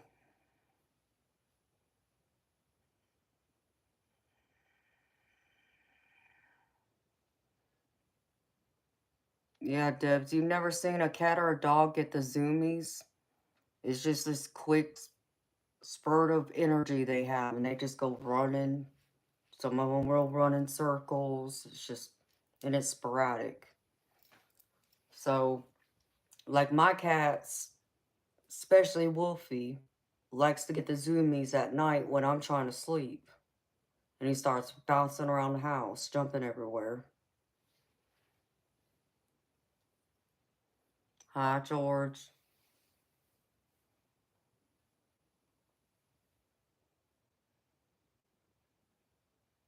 Oh, I keep forgetting about that. Oops.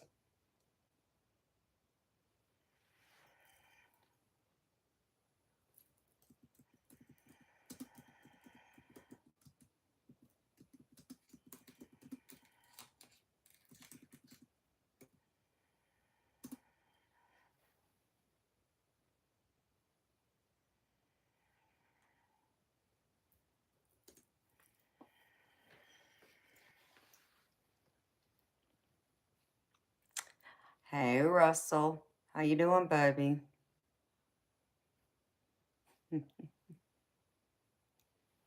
Yeah, Wolfie's a mess. Like I said, it's crazy. It's so weird. He acts so much like a dog in a sense. Like I said, he'll follow you around the house just like a dog would. Wants to be underneath you.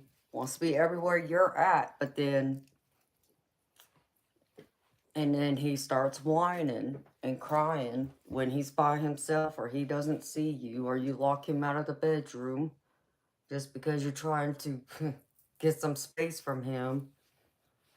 Um, he acts more like a dog. It's wild to me, and that when I think about it, Toby is pretty much like a cat, a typical cat. Wolfie's the exact opposite. You're gonna need an alibi here soon. What you mean, baby? What happened? What's wrong? What'd you do, Russell, while I was out on the weekends? You got yourself in some trouble, baby?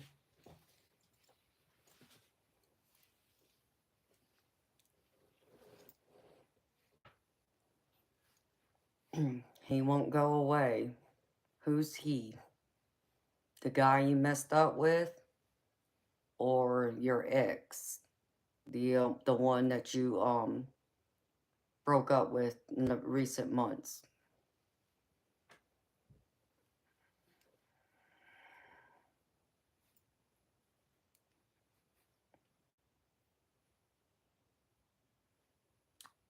Wow.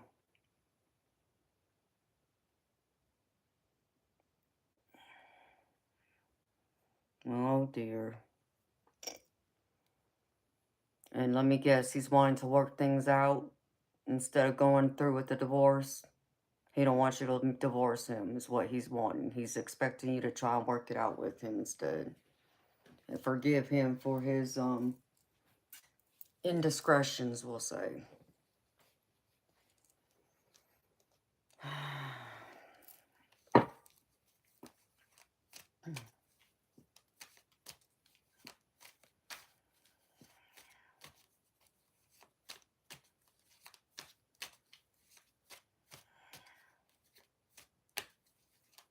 Well, Russell, you need a reading, baby?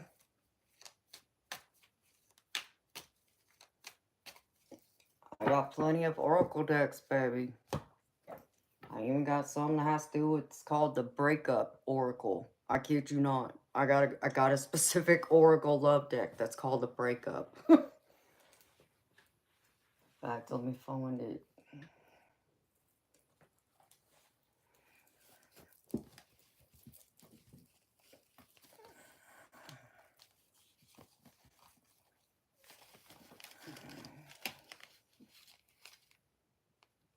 See? What does that say? Oh, it might be backwards for you, baby.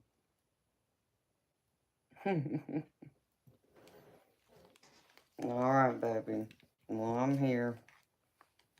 I got this just for y'all who going through a breakup or y'all in no contact, that kind of thing. I try to get all the oracle decks I can get that covers love, every type of love situation I could think of, so. Even for all my single people. Help y'all find love. In fact, I have a deck that should be coming any day now that's supposed to help, like, decide or discern y'all's blockages, what's keeping y'all from finding love or something along those lines. So,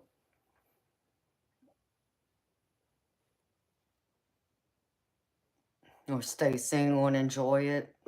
I mean, hey baby, there is that too. You know what's funny, Russell? You missed this, baby, but I'll tell you real quick, even though how, intuitive I am, I still won't read for myself.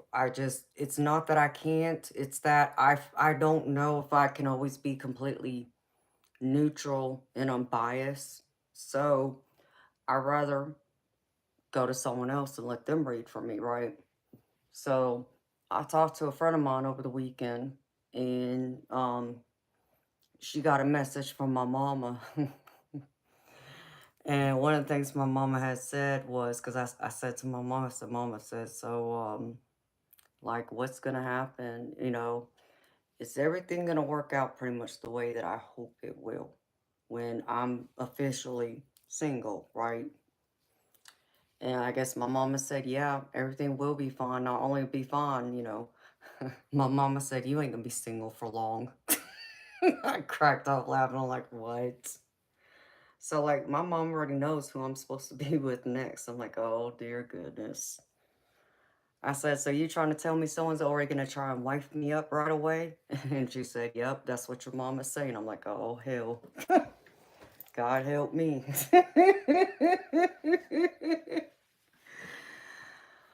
I know, that's what, baby, that's why I don't read for myself. I need to go to someone else like y'all come to me. That way there is no bias. I'm getting confirmation or the truth. And, not saying that I can't give myself the truth. I just want to make sure it's, unbiased, it's neutral. So I just found that to be funny though. She even says she taught me well to not put up with men's BS. So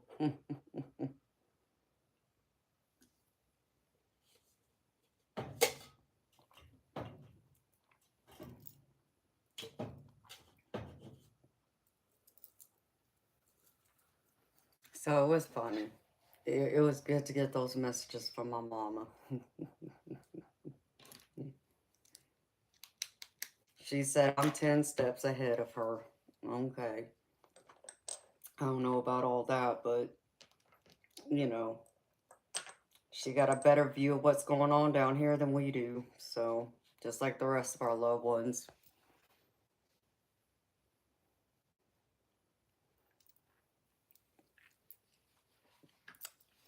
Not intentionally, baby. I mean, when I've turned cards over on the rare occasion I've done it, I'll look at it at first and it's like, okay, I understand it means this, but I also understand it can mean this, and I also understand it can mean this. So in this equation, what makes more sense? And then I'll wait for my spirit guides to come through and tell me which one it is or what it's supposed to be. Um, and that's what I've heard from people, though. It's like when they pull cards for themselves, they'll turn over a card, and if it's a card that they don't want, that gives them bad news, they put it back in the deck and shuffle and pull another one. It's like, no, I don't do that, but I understand what people are saying, though.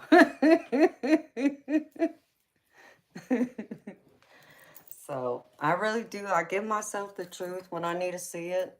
And I've even questioned myself the few times I've done it. It's like, does that really mean what it says? Or am I hoping that that's what it says?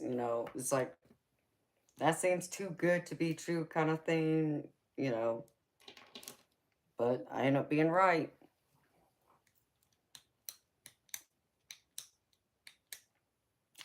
I know, baby, and I want some runes. I want to learn how to read runes. I have dice, and I have my charms, which, yeah, I haven't gotten it yet. Y'all gonna have to wait to hear the news about that.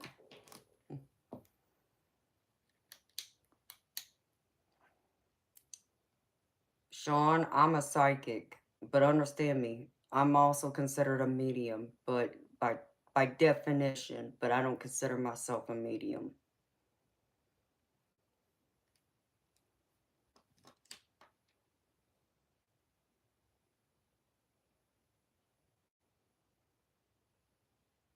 The cards are a tool. I don't always need the cards. I can use other things. Messages will just come through without me wanting them. They just happen. Like I've woken up with messages already running through my brain that I didn't ask for, but they're there. So, and I know they're meant for someone. I just may not know at that moment who it's meant for, if it's meant for me or for someone else. So I have to discern that. So, no, cards are more or less a tool, I guess, to confirm to y'all what I'm saying is true.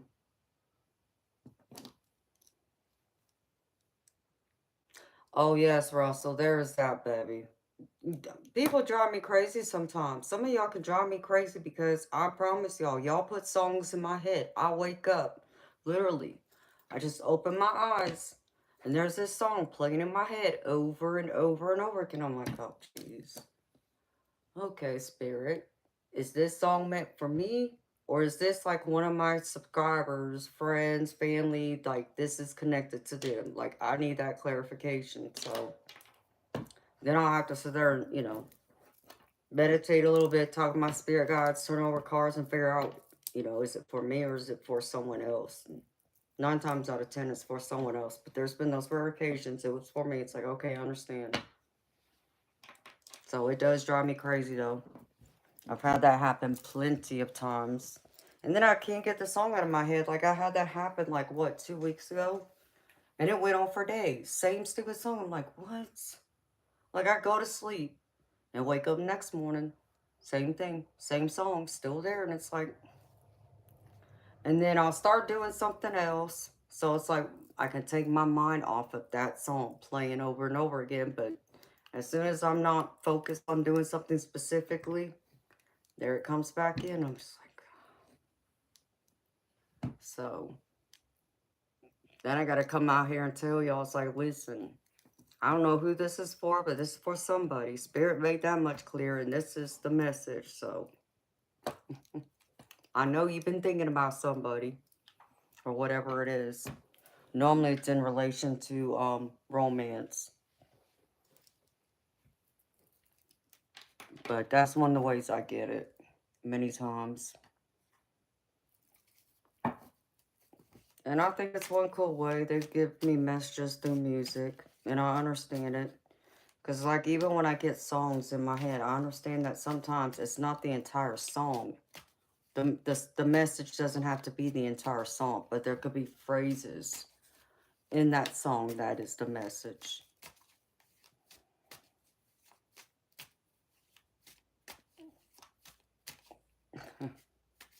Yep. You know what I'm talking about, Russell. Yep. And I know which song it was, too. It was by Roxette.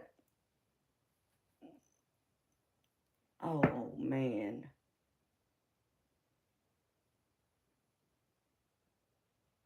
What was it? Listen to Your Heart.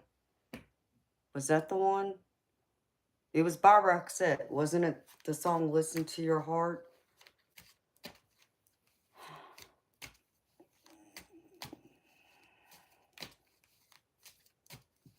That was wild. Because we hadn't even talked that day. And that song was playing over and over and over. And I'm just like, okay, Spirit, well, I guess at some point I'll figure out who it is. And then you came on and it's like, oh, well, there it is. That explains it. That's for you. So,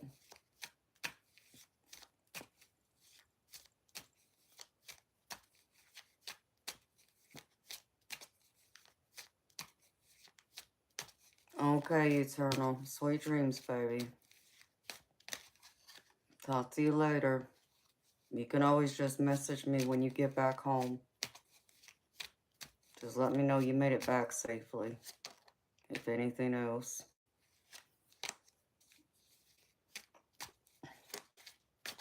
Yeah, Sean, I've had that happen before.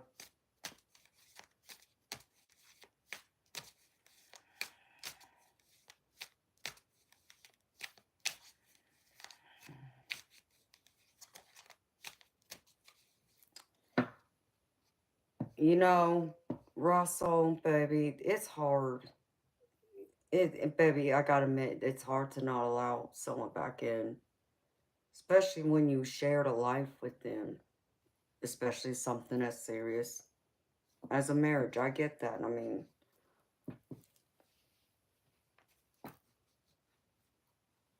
it's hard, especially when you know they've already betrayed you in the worst way, in my opinion.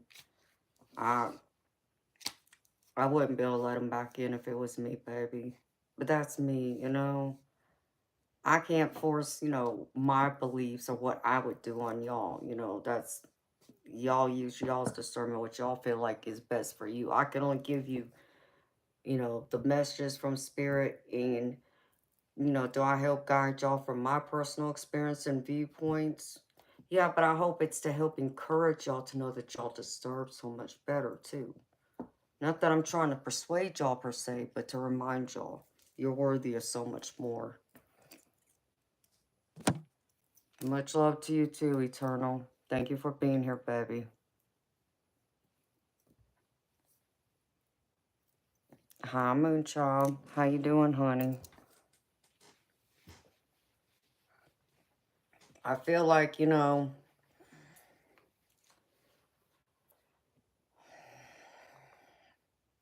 it's hard. It's hard, especially when it comes to a marriage, to end it. Because when you get married, you have this intention. That's going to be who you're with for the rest of your life. But of course, you walk into it. I don't feel like you're walking into it being stupid or blinded by love per se, but you have this belief in this faith in this person that you love and in y'all's union together that you will make it through thick and thin no matter what. And they won't ever betray you. you know. But it's like others don't view it the same way. It's like, unfortunately, it's like I have to remind myself that not everybody has the same heart as me. So they're not going to always feel the same as I do, you know, or look at things from the same um, emotions or the same, you know, even from a soul aspect. It's, you know, but then that's what makes us all unique too. So,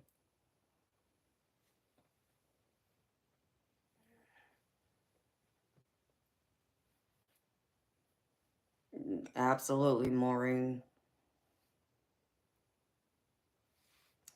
It's hard. It's so hard. It's love is complicated, but I know how hard it is to let someone go too that you were deeply in love with at one point in time. But once they break it, it's like, yeah, it hurts like hell. But once you get over that initial raw pain of it all, at least for me, it seems like it got a little bit easier because it's like the blindfold finally came off. And, you know, and I experienced a side of them that I had not experienced before then to make me see them differently. Not necessarily bad, but I wasn't as blinded by love as I had been before then.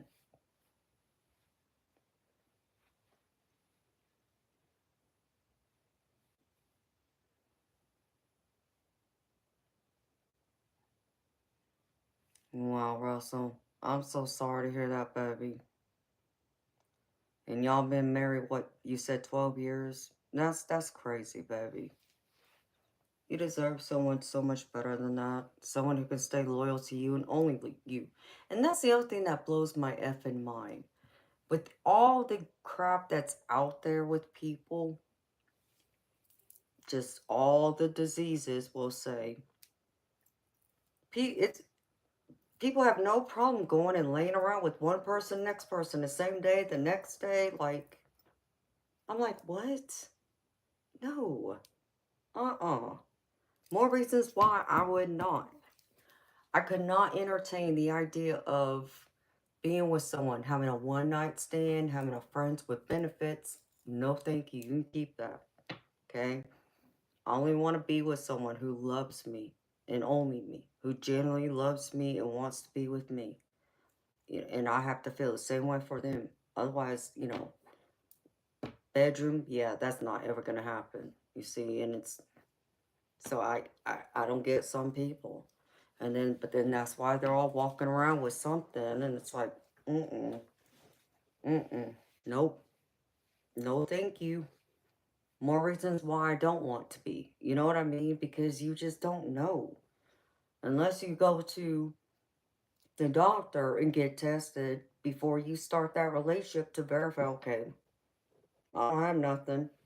You need to go get checked, make sure you don't have nothing before this happens, kind of deal. Which majority of people, let's face it, they're not going to do that. And then you find out afterwards, it's like, what? Like, in fact, I watched something on YouTube earlier tonight. I could not believe.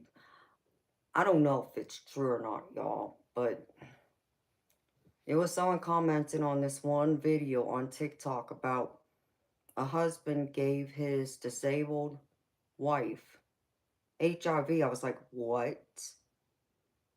And she apparently forgave him because she's still with him. I'm like, what? Uh-uh. Nope. No, no, no. Mm-mm-mm.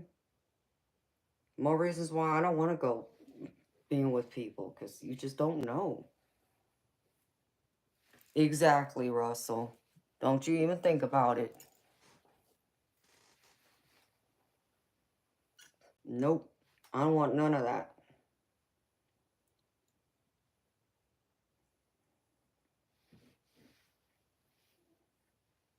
Yeah, Maureen.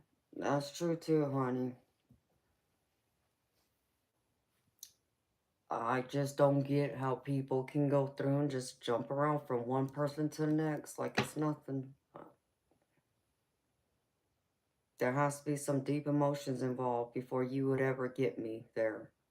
And I mean, and I have to know that deep in my heart. Otherwise, it would never happen.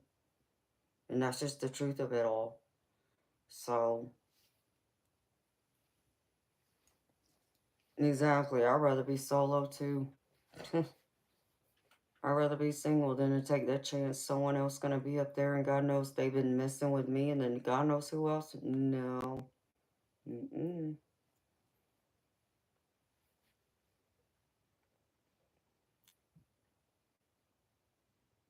And that too, Debs.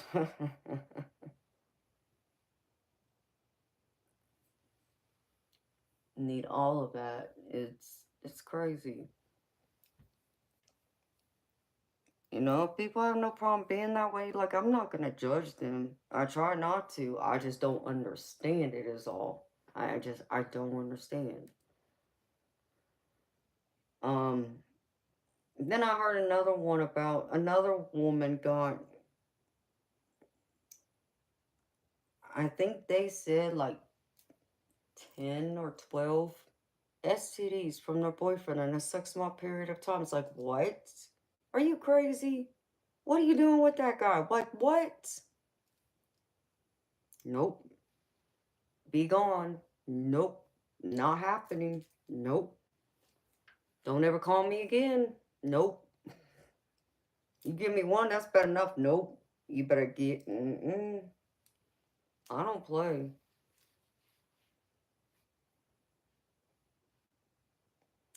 Yeah, and it's like they don't think.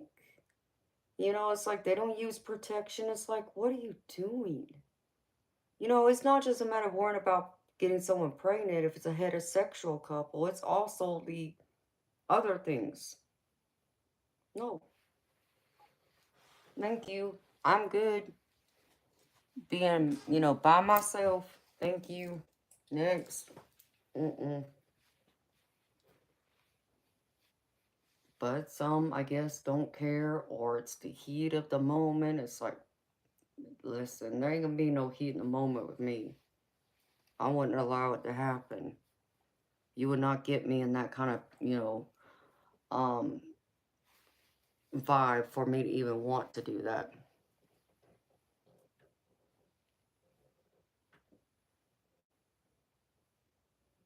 Oh, hell no, Maureen. I'm sorry to hear that, honey. Yep, he being next to me too. See you bye.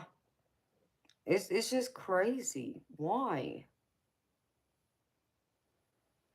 I don't know. Hi, George. Maureen, well, you made the right decision, honey. Because I couldn't. Because I'd want to know where the hell did he get it from? And then you find out that it's with someone that he messed around with while he's with you. No. Are you crazy? Nope.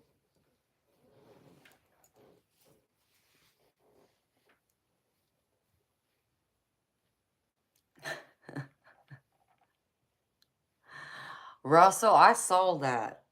I saw ones that look actually like they actually talk to you.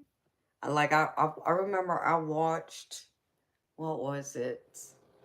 It was on that Vice show, and this was some years ago. But it was showing these guys buying these dolls, like literally, and then they were buying them to where they could literally like dress them, do their hair, they talk to them. I was like, what? I'm like, oh, this is too much, too much. But yeah, you could literally like pick out their private parts, like what size. I was like, what?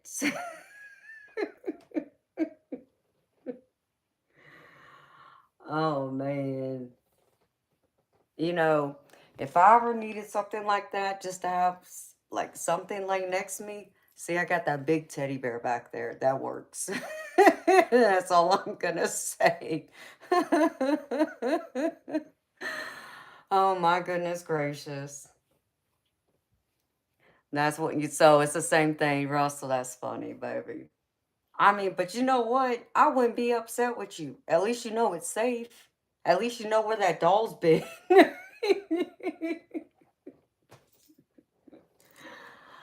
Oh my goodness. That was the most expensive upgrade. Oh my goodness. Wow. That'd be something, baby.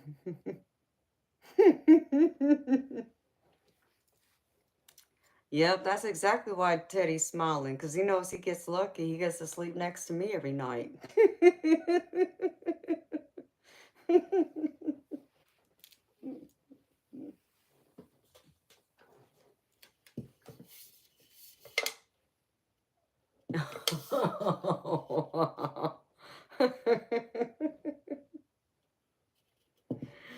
Too funny, Russell.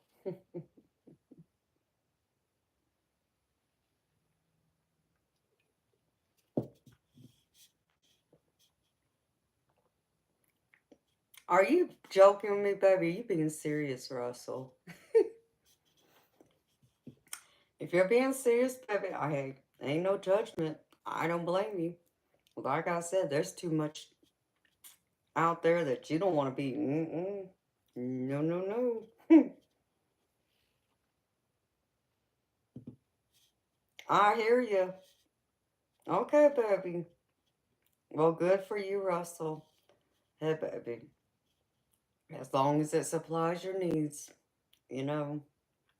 And you can look at it this way. At least it ain't going to talk back to you. Or you ain't got to worry about feeding it or it spending your money, like buy new clothes and crap. So, hey.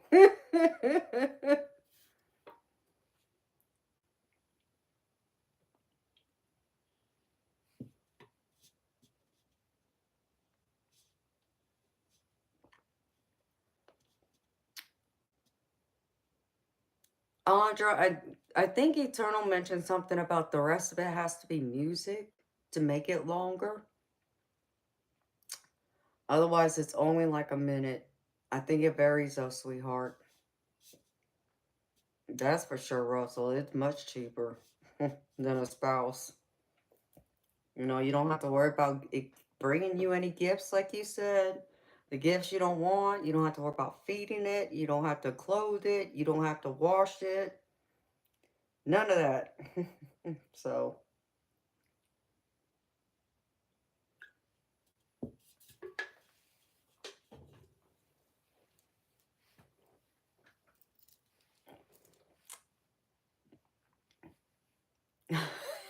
Maureen's like, I'd rather have a dog. They obey me. True, Maureen. Yep, there you go, Sean. Don't have to want or darn it.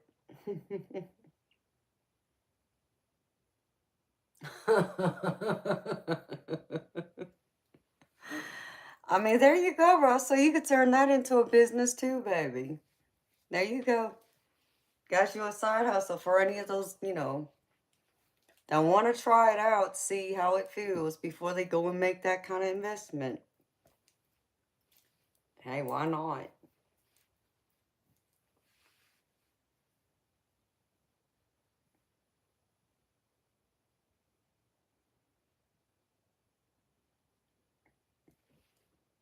Excuse me.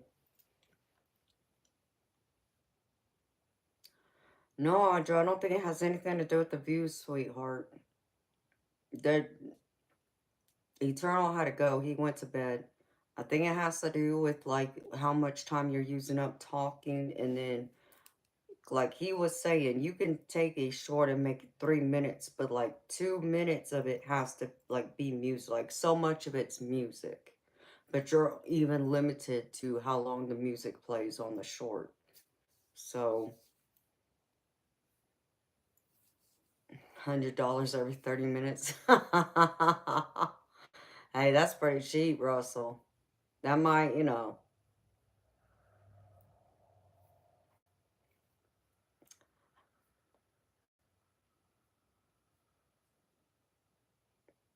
that's weird. That's strange, Audra. Could be. I mean, how new is your channel? How new is your name, the one you're using right now? I mean, that's true, Russell. It is much cheaper from what I hear, especially if you're talking about a high class hooker.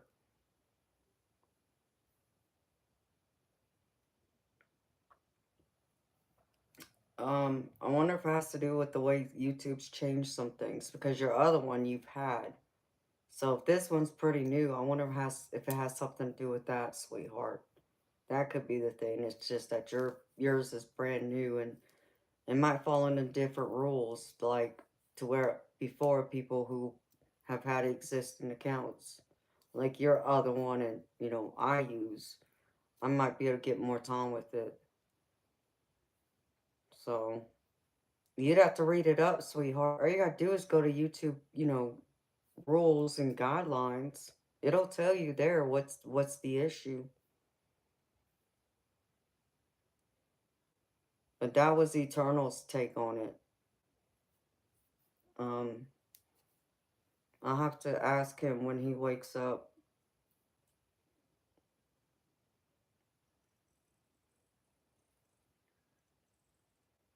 Yeah, that is weird. Oh no.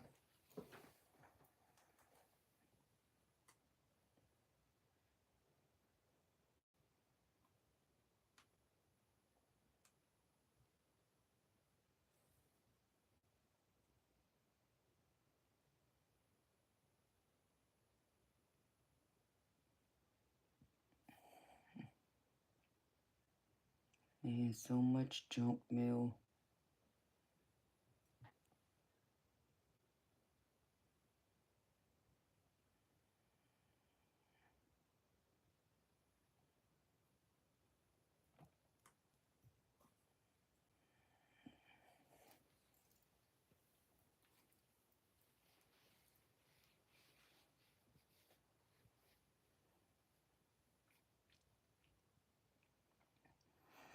Where has Judy been? Who's Judy? Who you talking about, Russell? Or are you just making up a name, baby?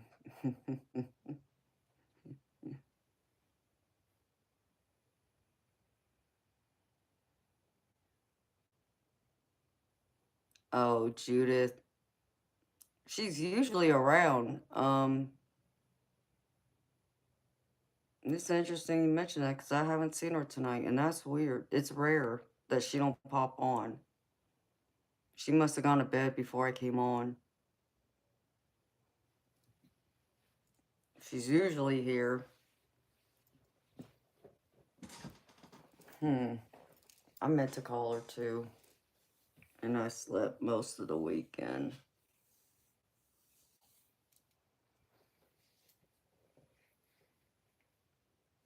I'm gonna have to email her now and find out where she's at, if everything's okay. I know she feels a lot better because she found out that her landlord took the house off the market. As of right now, they're not trying to sell it. Well, Russell, she might just pop up then since you mentioned her. You're trying to manifest her now. She's so funny. She's a hoot. I love Judith. She's been with me from the very beginning, since I started my channel. And I think Audra has also been with me from pretty much almost the very beginning, too.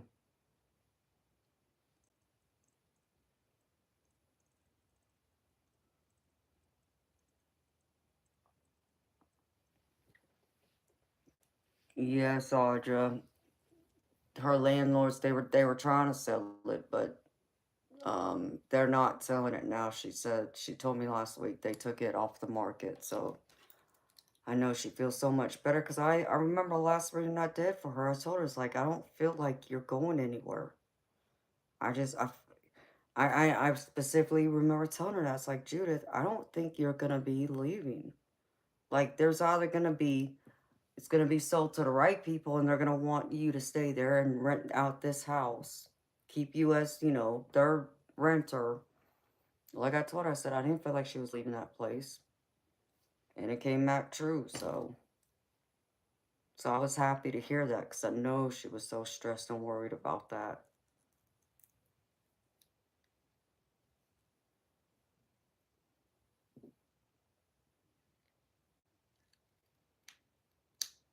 Oh yeah, Audra, so you've been with me pretty much from the very beginning too.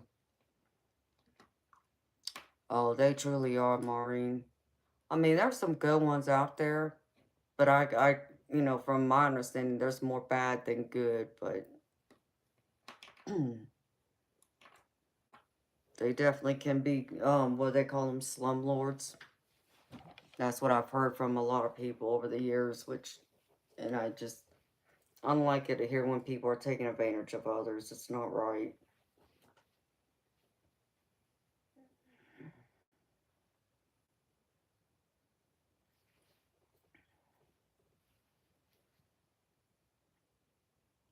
Oh, Jess is always working, honey. She pops in once in a while when she can. She'll come in here on her break and say hi. Um, I think Ange got something going on. I think she just needed a mental break. You're feeling she's not feeling that great? No. I'll have to check on her. I'll have to send her an email. I hope she's okay. Yeah, because it's strange you mentioned her, Russell, and she'll pop in even if it's just say hi. And to like the string. But I haven't seen her yet.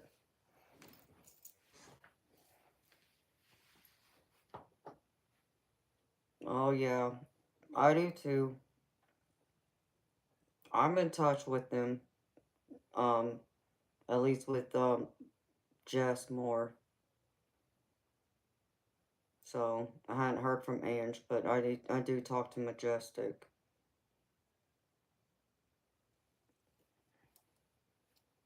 In fact, I talked to Majestic about a little over a week ago on the phone.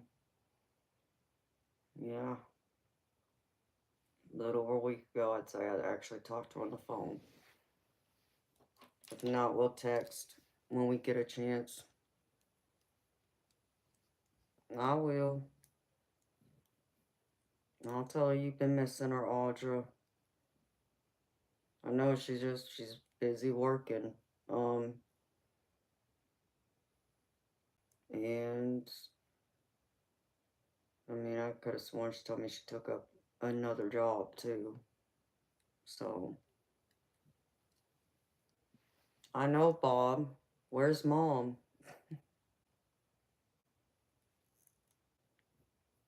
Where are you at, Judith?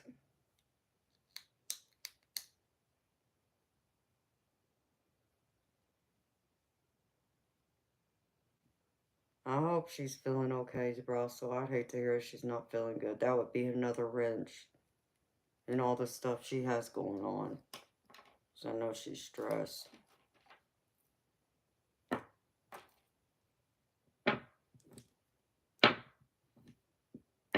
And this is solid.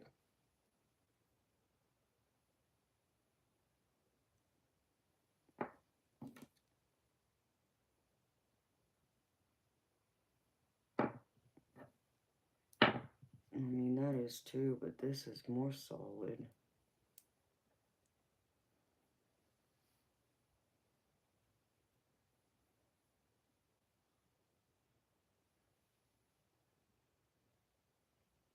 Can't tell what that is.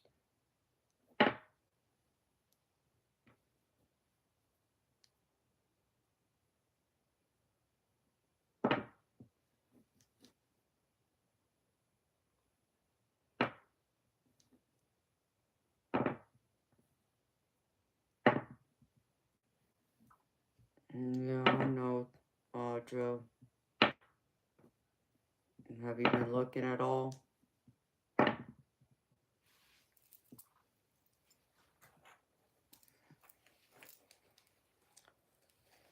Oh, no. Russell, they closed it and I had to start a new one and I just haven't done it yet, baby. So all I have is Zelle, Venmo, and PayPal.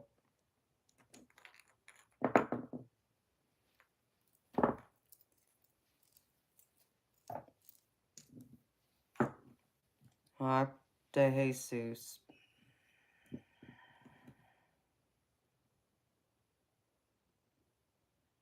Also, I don't know who you're talking to.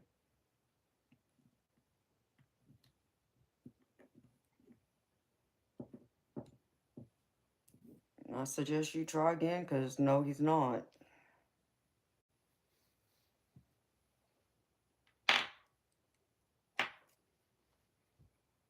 Hi, Laura Lynn. I'm Gravy. Thank you for asking. How you doing?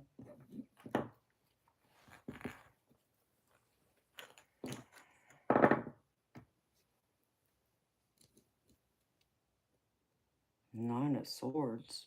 Dang. Someone's stressing out over an opportunity.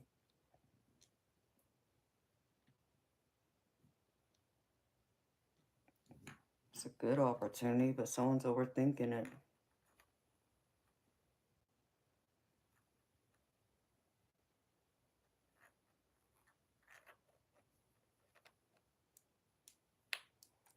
I'm Russell. I don't even know who it is either, so that makes two of us. I'm like, huh? Who are you?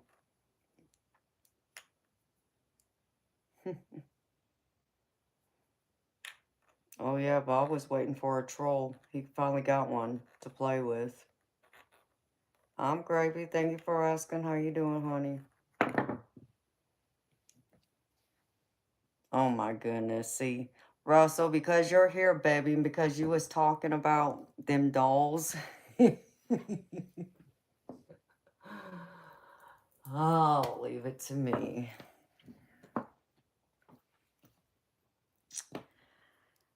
When I first saw this, okay, that's supposed to be a moon sign, right? But when I first saw it, what do you think I thought of? Okay, I'm just going to say that. Just based on the conversation we were just having a few minutes ago.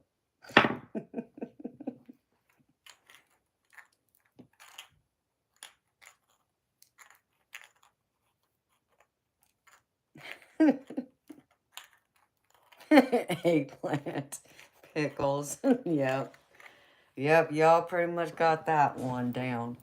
Like, it was the angle of it, too, because it's like part of each side was like a little bit shaded off, and it seemed like it looked like the right size and the shape, and it's like, oh my goodness. Oh, leave it to me.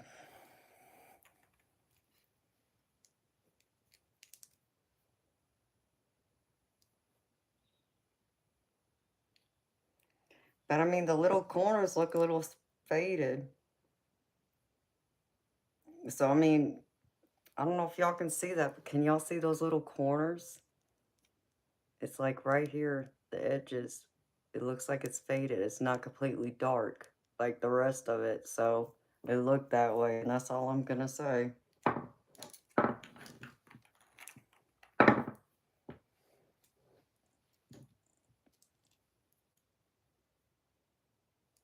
I don't even know what that is.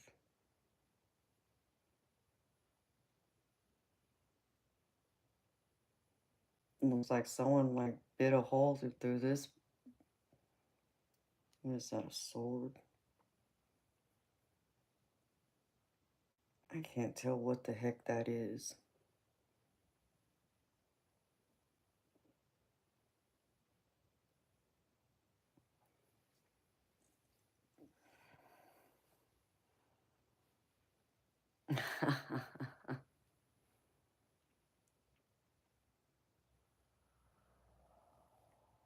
I know, right, Audra?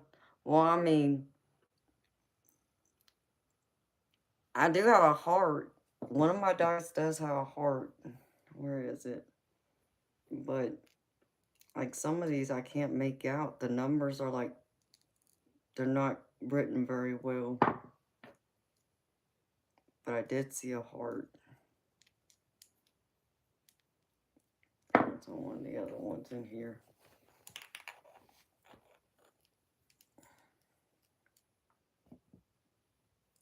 See, there's the heart. So that's the lovers right there.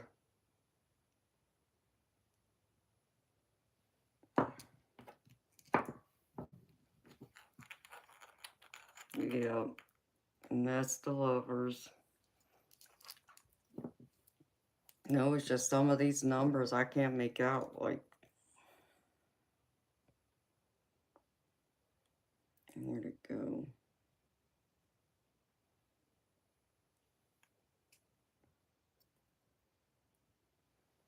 Can y'all make out what that number is? This one right here. What is that supposed to be? Like, I can't make out what that is. Can y'all?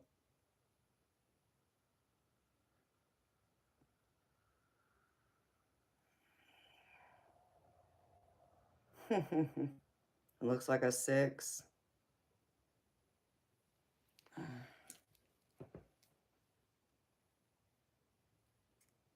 You might have to remember that. I might have to use a permanent marker just because I can't make out what it is, what some of them are.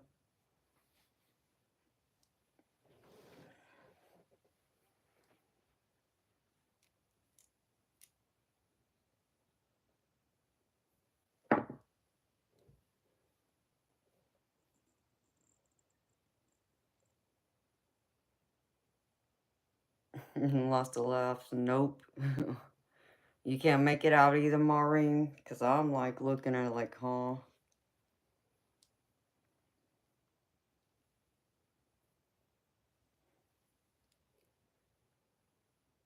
I mean, my other dice, I can read them a lot better.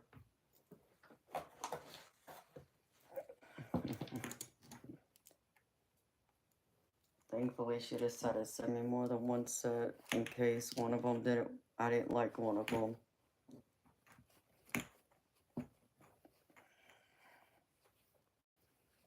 Was it the double flower? What do you mean double flower? I don't, it was supposed to be a number, baby, because it was supposed to be, it looks like a sword. So,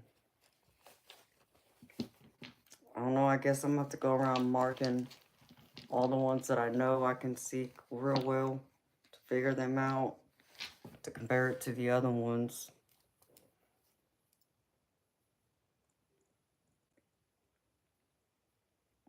Because like these, you can see a lot better. You can see the number and what, you know, the symbol is.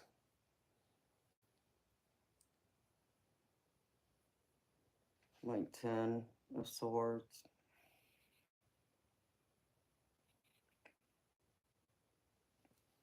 And so on.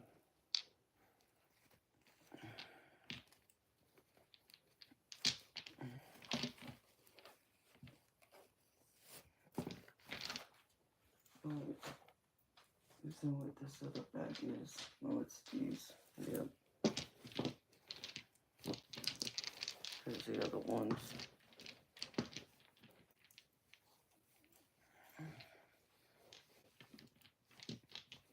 Double flower. I don't think there's one in here with a double flower on it, baby.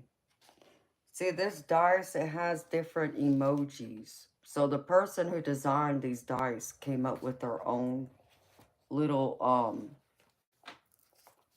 images to represent each of the major arcana. And then cups, obviously, is for cups. Spoons is pretty much wands. And then swords, or the knives, the daggers are for swords. And then the round plates is pentacles. It's just all the major arcana you gotta look at. So you gotta look at the little guide book they sent with it. Oh, excuse me.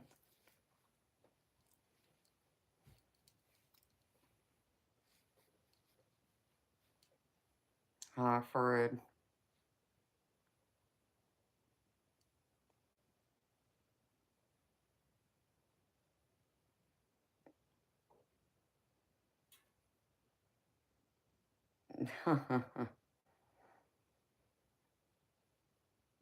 That would be funny.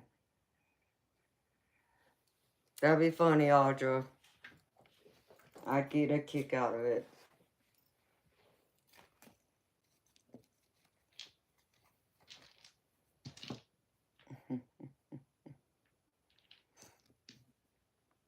Well.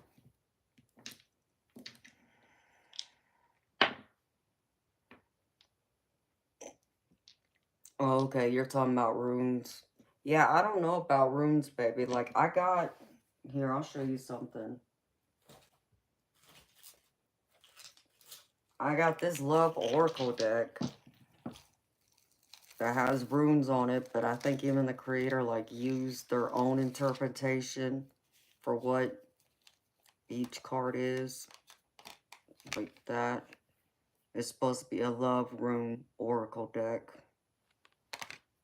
And then there's that one.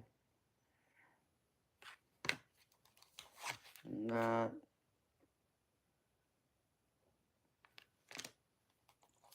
And that. And so on. Yeah, I have the tarot, the oracle, and then I have dice, and then I use charms too. The only thing I haven't used yet is runes, but I wanted to learn. But I did get these.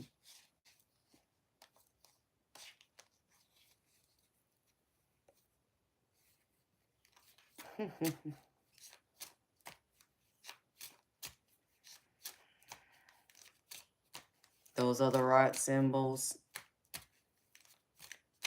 Yeah, I was told a lot of them look right. I just don't know if the meaning's right, but this was the creator's interpretation of the cards for love.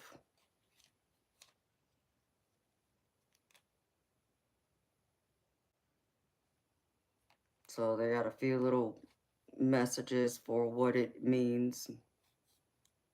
Upright and reverse. Y'all are so funny. Hi, Carrie.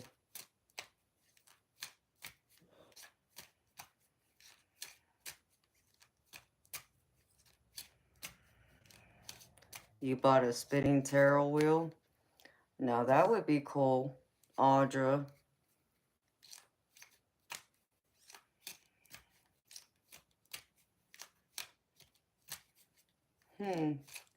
That would be cool, honey. You know, I thought I've seen one somewhere. And I wanted to get one, and I didn't get one. Now that you mention it. And it wasn't that long ago I saw it, too. And I saw it like a year ago. And I was going to grab it then, but I just didn't do it.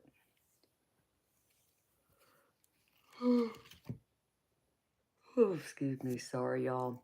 Hi, Jedi.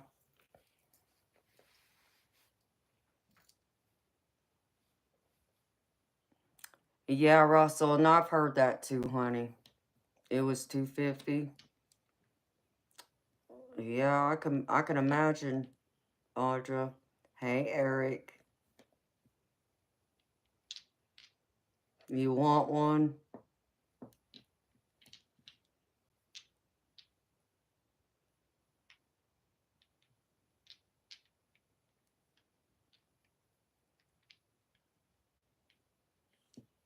That it is, Jedi. You're right. Bye, De Jesus. What is it that you want, Russell?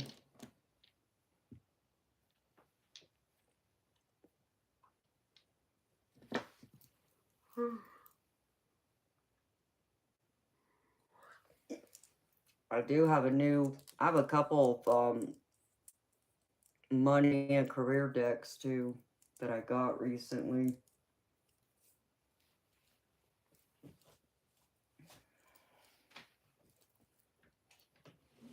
Okay, I need one of these now. pump up the volume. I don't know why that came to mind, but it did. Oh, goodness gracious. What is that phrase from? Pump up the volume. What song is that from? No, isn't that like an 80s song?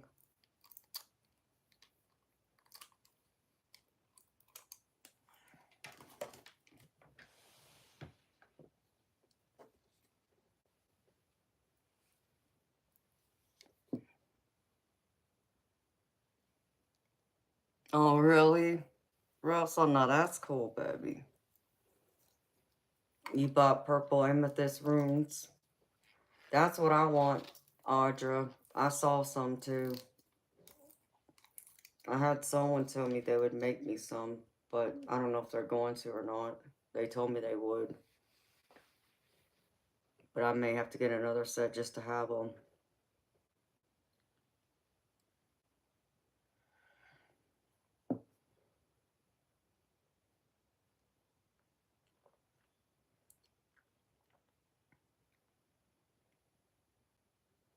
I have no idea, Jedi. It just came to mind. That's that phrase from that song, pump up the volume. Don't ask me why. Spirit, that must have been a message for somebody.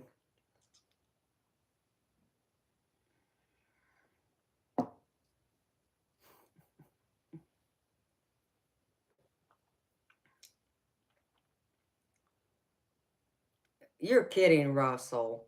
Are you serious, baby? Okay, then I'm tapped into you right now, apparently. Just so you know, baby.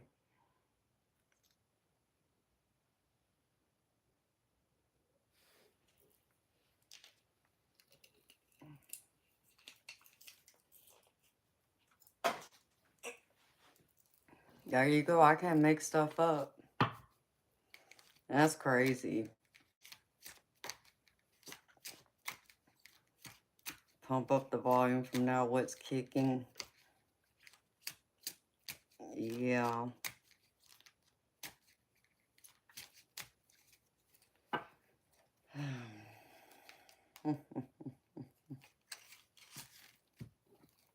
That's too funny.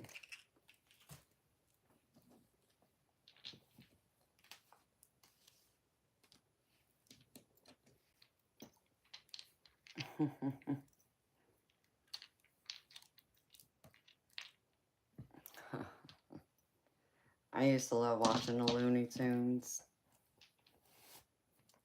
That used to be one of my favorite cartoons, in fact.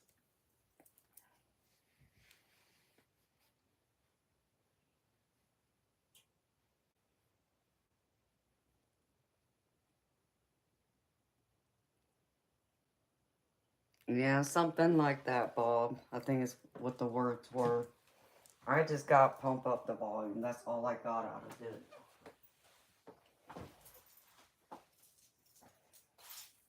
So Russell said he's listening to it on his Looney Tune, so apparently I'm tapped into his energy right now. Not realizing I was.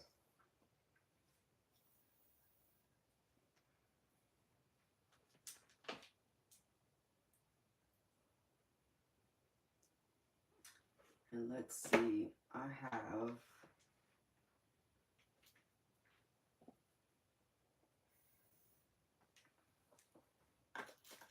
You know, I got some pretty cool decks, I must admit. Some pretty cool decks I've acquired in recent months.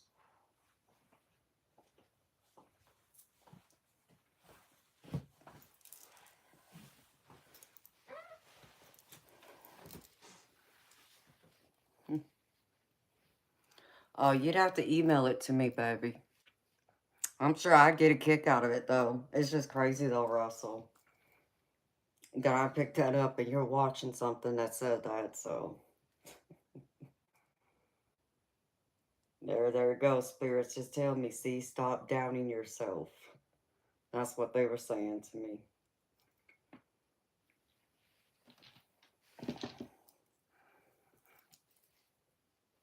Oh, It's 1:48.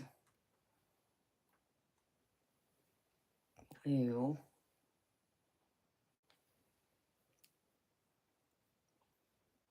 What's the grits? What's the gravy?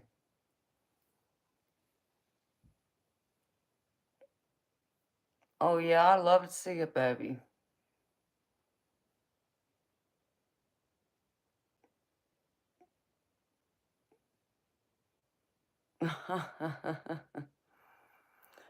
It's true, Bob. Yeah, you can't post it in here, baby. YouTube would have my behind if it could, because I think some of that could be copyright stuff too.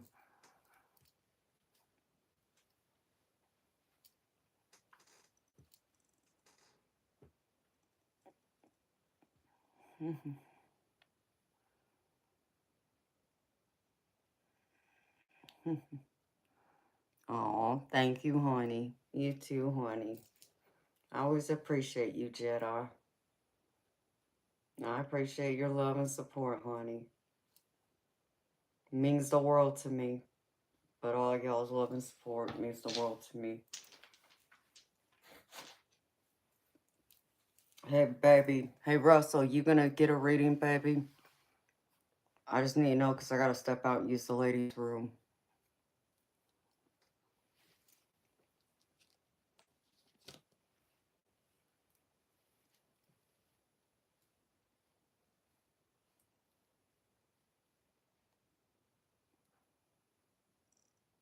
Oh, I do too, Maureen. I've always loved Bugs Bunny. I actually used to be able to draw the Roadrunner. It's been years, though.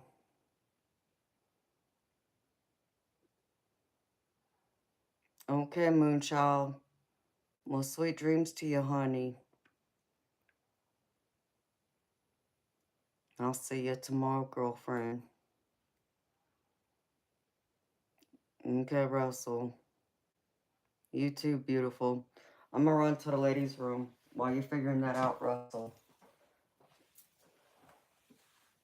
I'll be back, y'all.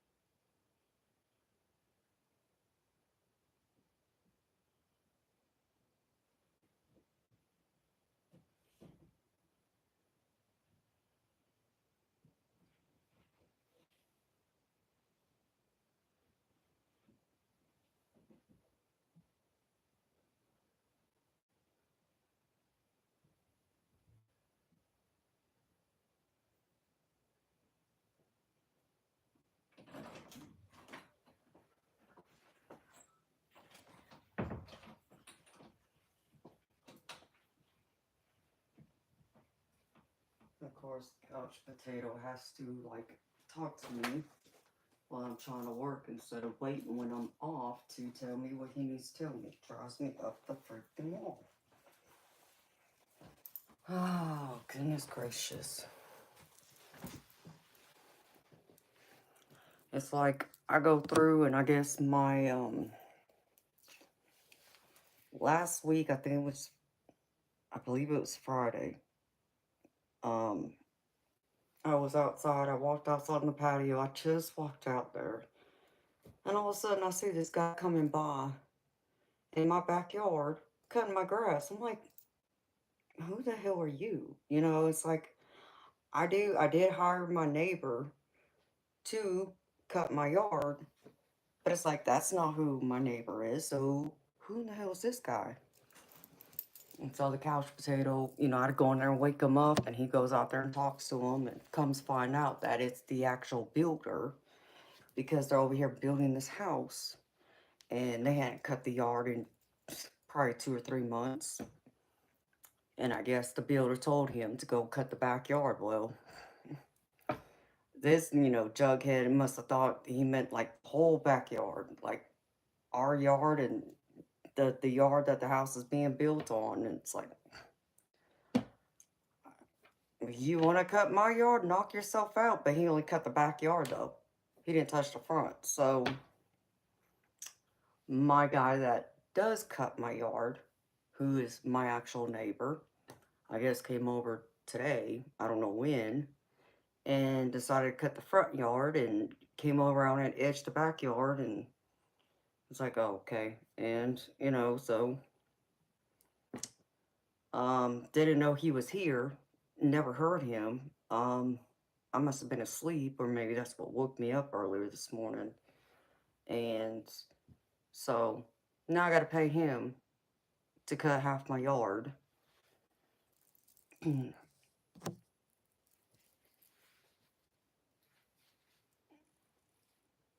What's normally about 7 hours.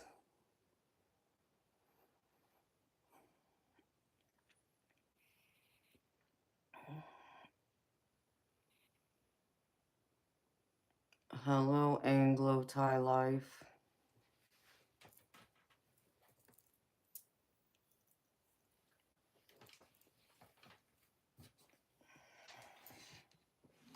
So I guess, you know, my neighbor was like, well, because the builder messed up or whatever and already cut half the yard, he's like, oh, you don't have to worry about paying me. It's like, no, I don't do that. So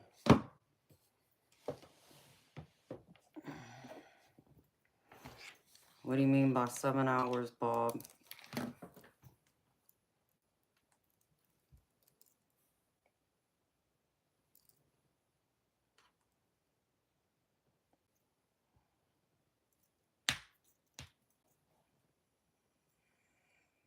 Chile.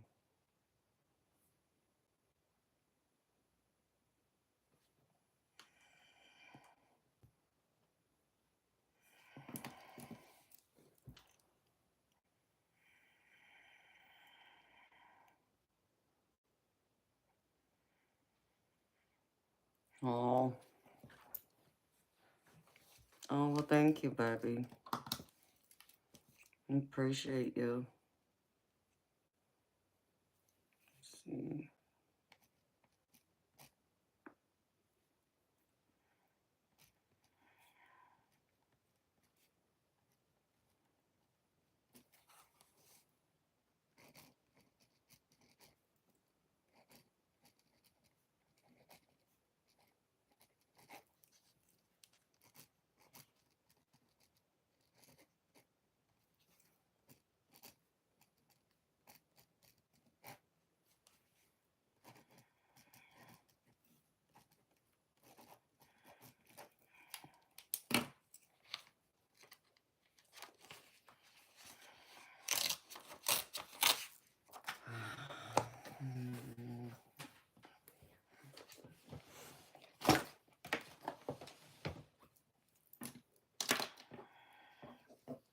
See, you can tell I'm old school still, because I still write paper checks every now and then.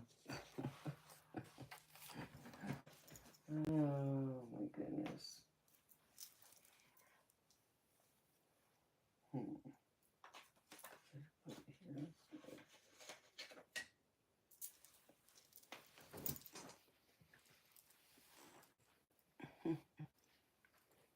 Huh, Sunnyland. How you doing, beautiful? It's been a quiet night.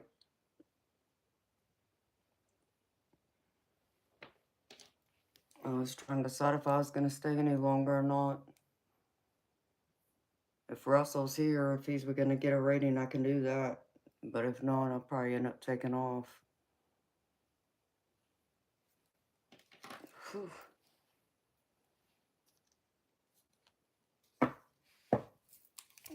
Have you had a good weekend?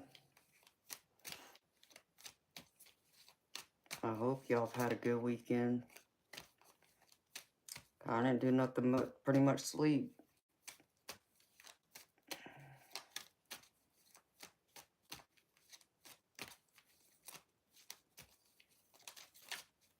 I almost took tonight off too.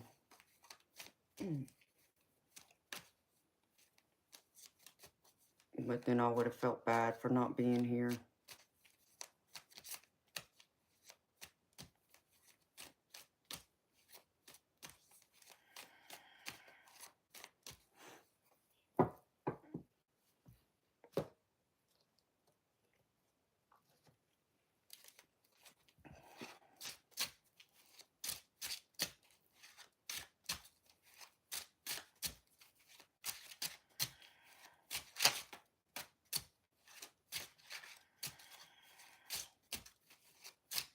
Well,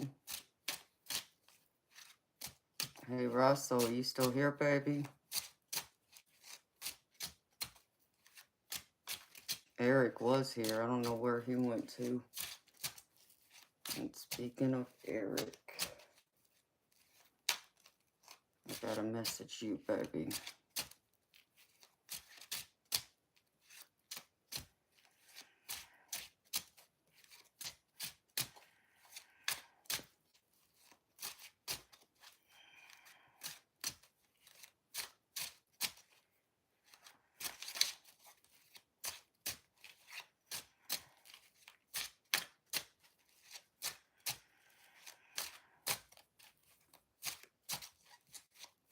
Oh, I'm sure I will, honey. You know, I'll probably do some work even after I end the stream, just to get a couple things out of the way that I need to get to. Oh, I do got some new toys, though. I don't know if you saw my new toys, Sunnyland.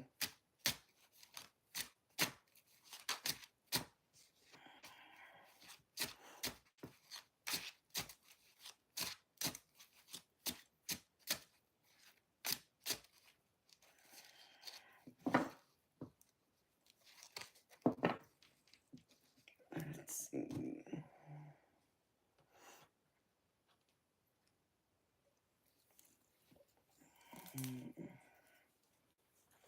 I reckon I could roll them around. It's like a rolling of hay.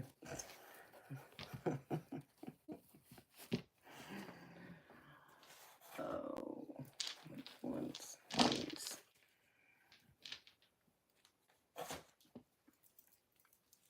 Oh yeah, Bob, I did munch on some of those teddies earlier today. I had a quick sweet tooth. I had to satisfy.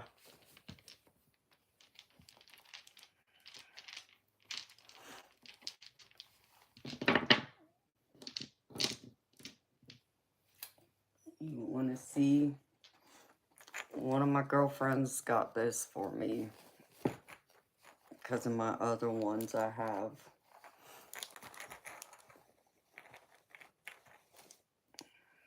Tarot dice. Ain't this pretty? Different colors.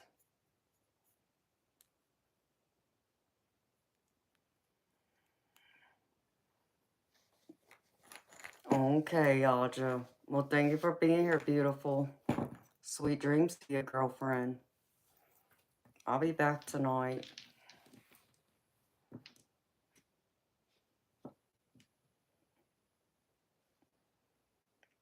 And then I got these. It was created by the same person. But these are clearer. I think they got, it looks like it has like little purple flowers in them is what it looks like. So, they're pretty neat. At least I got enough dice that has all the numbers and the major and the minors on it. So, that helps.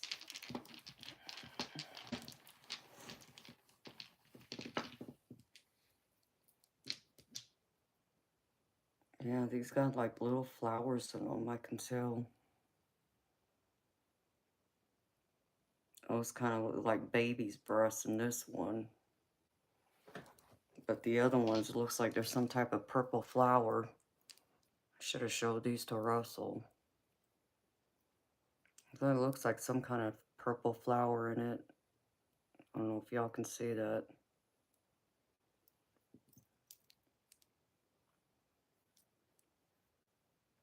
Or maybe, I don't know, part of this looks like a baby's breath. Those little white flowers you think of. I don't know if you can see it. You think of like in a wedding bouquet. That's what it looks like. Yeah, the emblem on it was, Audra, you're right, honey. I was talking about the flower inside the dice. One has purple flowers, the other one looks, it has a little bit of a purple flower in it, but then it looks like it has like baby's breasts or something. Hi, Diane. How you doing, honey?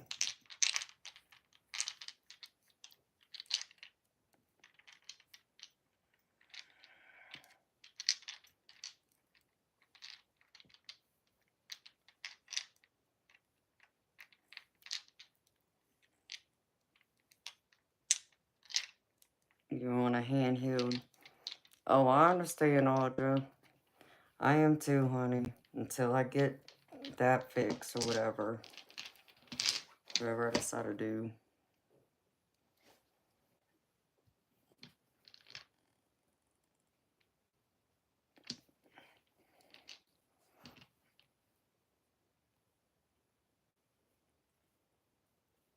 Okay, Bob. Oh, well, I'm glad you're happy, tired, honey. Yeah, I saw you streamed earlier, but I didn't get a chance to get on there and watch it, and I feel bad. I try to get on there to at least try and upvote it and catch you when you're live to say hi, but I don't always get to catch you when you're live. I did go through and upvote it, though, for you. So, I'll have to watch some of it later. Did y'all miss me over the weekend? I gotta admit, even though I was so tired and I was out of it, I also felt a little lost at the same time. And that might sound strange because I was, sleeping a lot, but I don't know. I felt like it's like,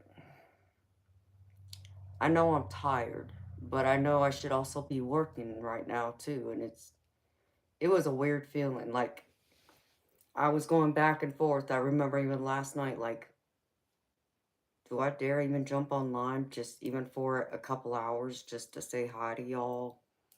Or do I just roll over and go back to sleep? And my body made that decision for me. It's like I didn't even last. Like I remember thinking it, and I was awake, and then like 5 minutes later, less than 5 minutes later, my eyes must have closed, and I went back to sleep. So rest without guilt. I did. I don't know about you, beautiful Diane, but I know me. It's like I'm drained for 2 days. I'm wiped. I'm so wiped. It's just it blows my mind how wiped out I am. And it's like, especially the first day, I'm completely pretty much out of it. But by the second day, I'm in and out of it and I feel better, but I'm not completely recharged, So I may wake up for a few hours and go back to sleep for a few hours, and then may wake up again for a couple more hours and go back to sleep again. And by, like today, this morning, I felt a lot better. I'm fully recharged. And so it's just strange how my body does that. I get that drain for those 2 days where I just want to sleep and nothing else. And I don't know if it's just because my body won't let me sleep as long or as much on the nights that I do work.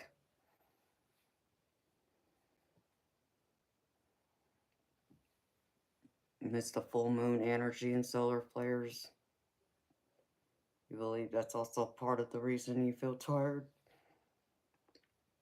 Yeah, I can understand that. Excuse me. I actually forgot about the full moon being out there last night. I know it was there the night before, but last night it just, yeah, went over my head. I did put my water out there to sit under the moon. I didn't put my necklace out there like I had intended on doing, but, that's alright.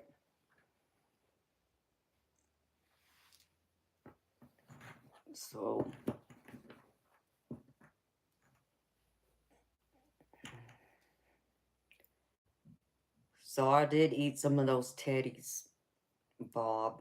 They're good, baby. Those things are good to have back there when I got a sweet tooth, I'll say that much.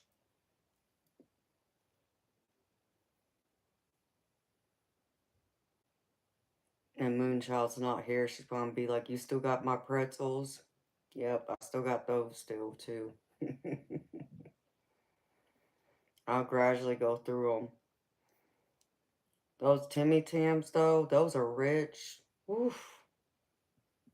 And y'all talking about drinking some hot chocolate with it? Y'all crazy? Yeah, they're good. I agree, baby. I did open that earlier today for a quick sweet tooth fix.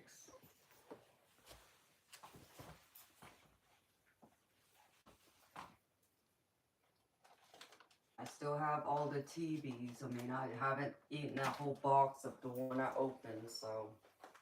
But yeah, these are good. All kinds of chocolate goodness.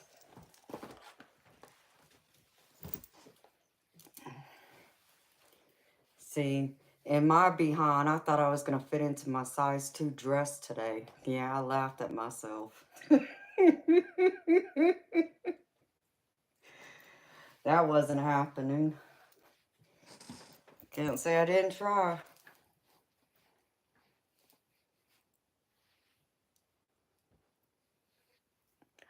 I know, right, Diane? I wouldn't need to put no sugar in my coffee neither.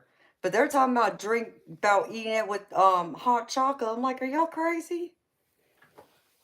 Those cookies are rich by themselves. You don't need no hot chocolate with it. Oh my goodness gracious. Y'all crazy. And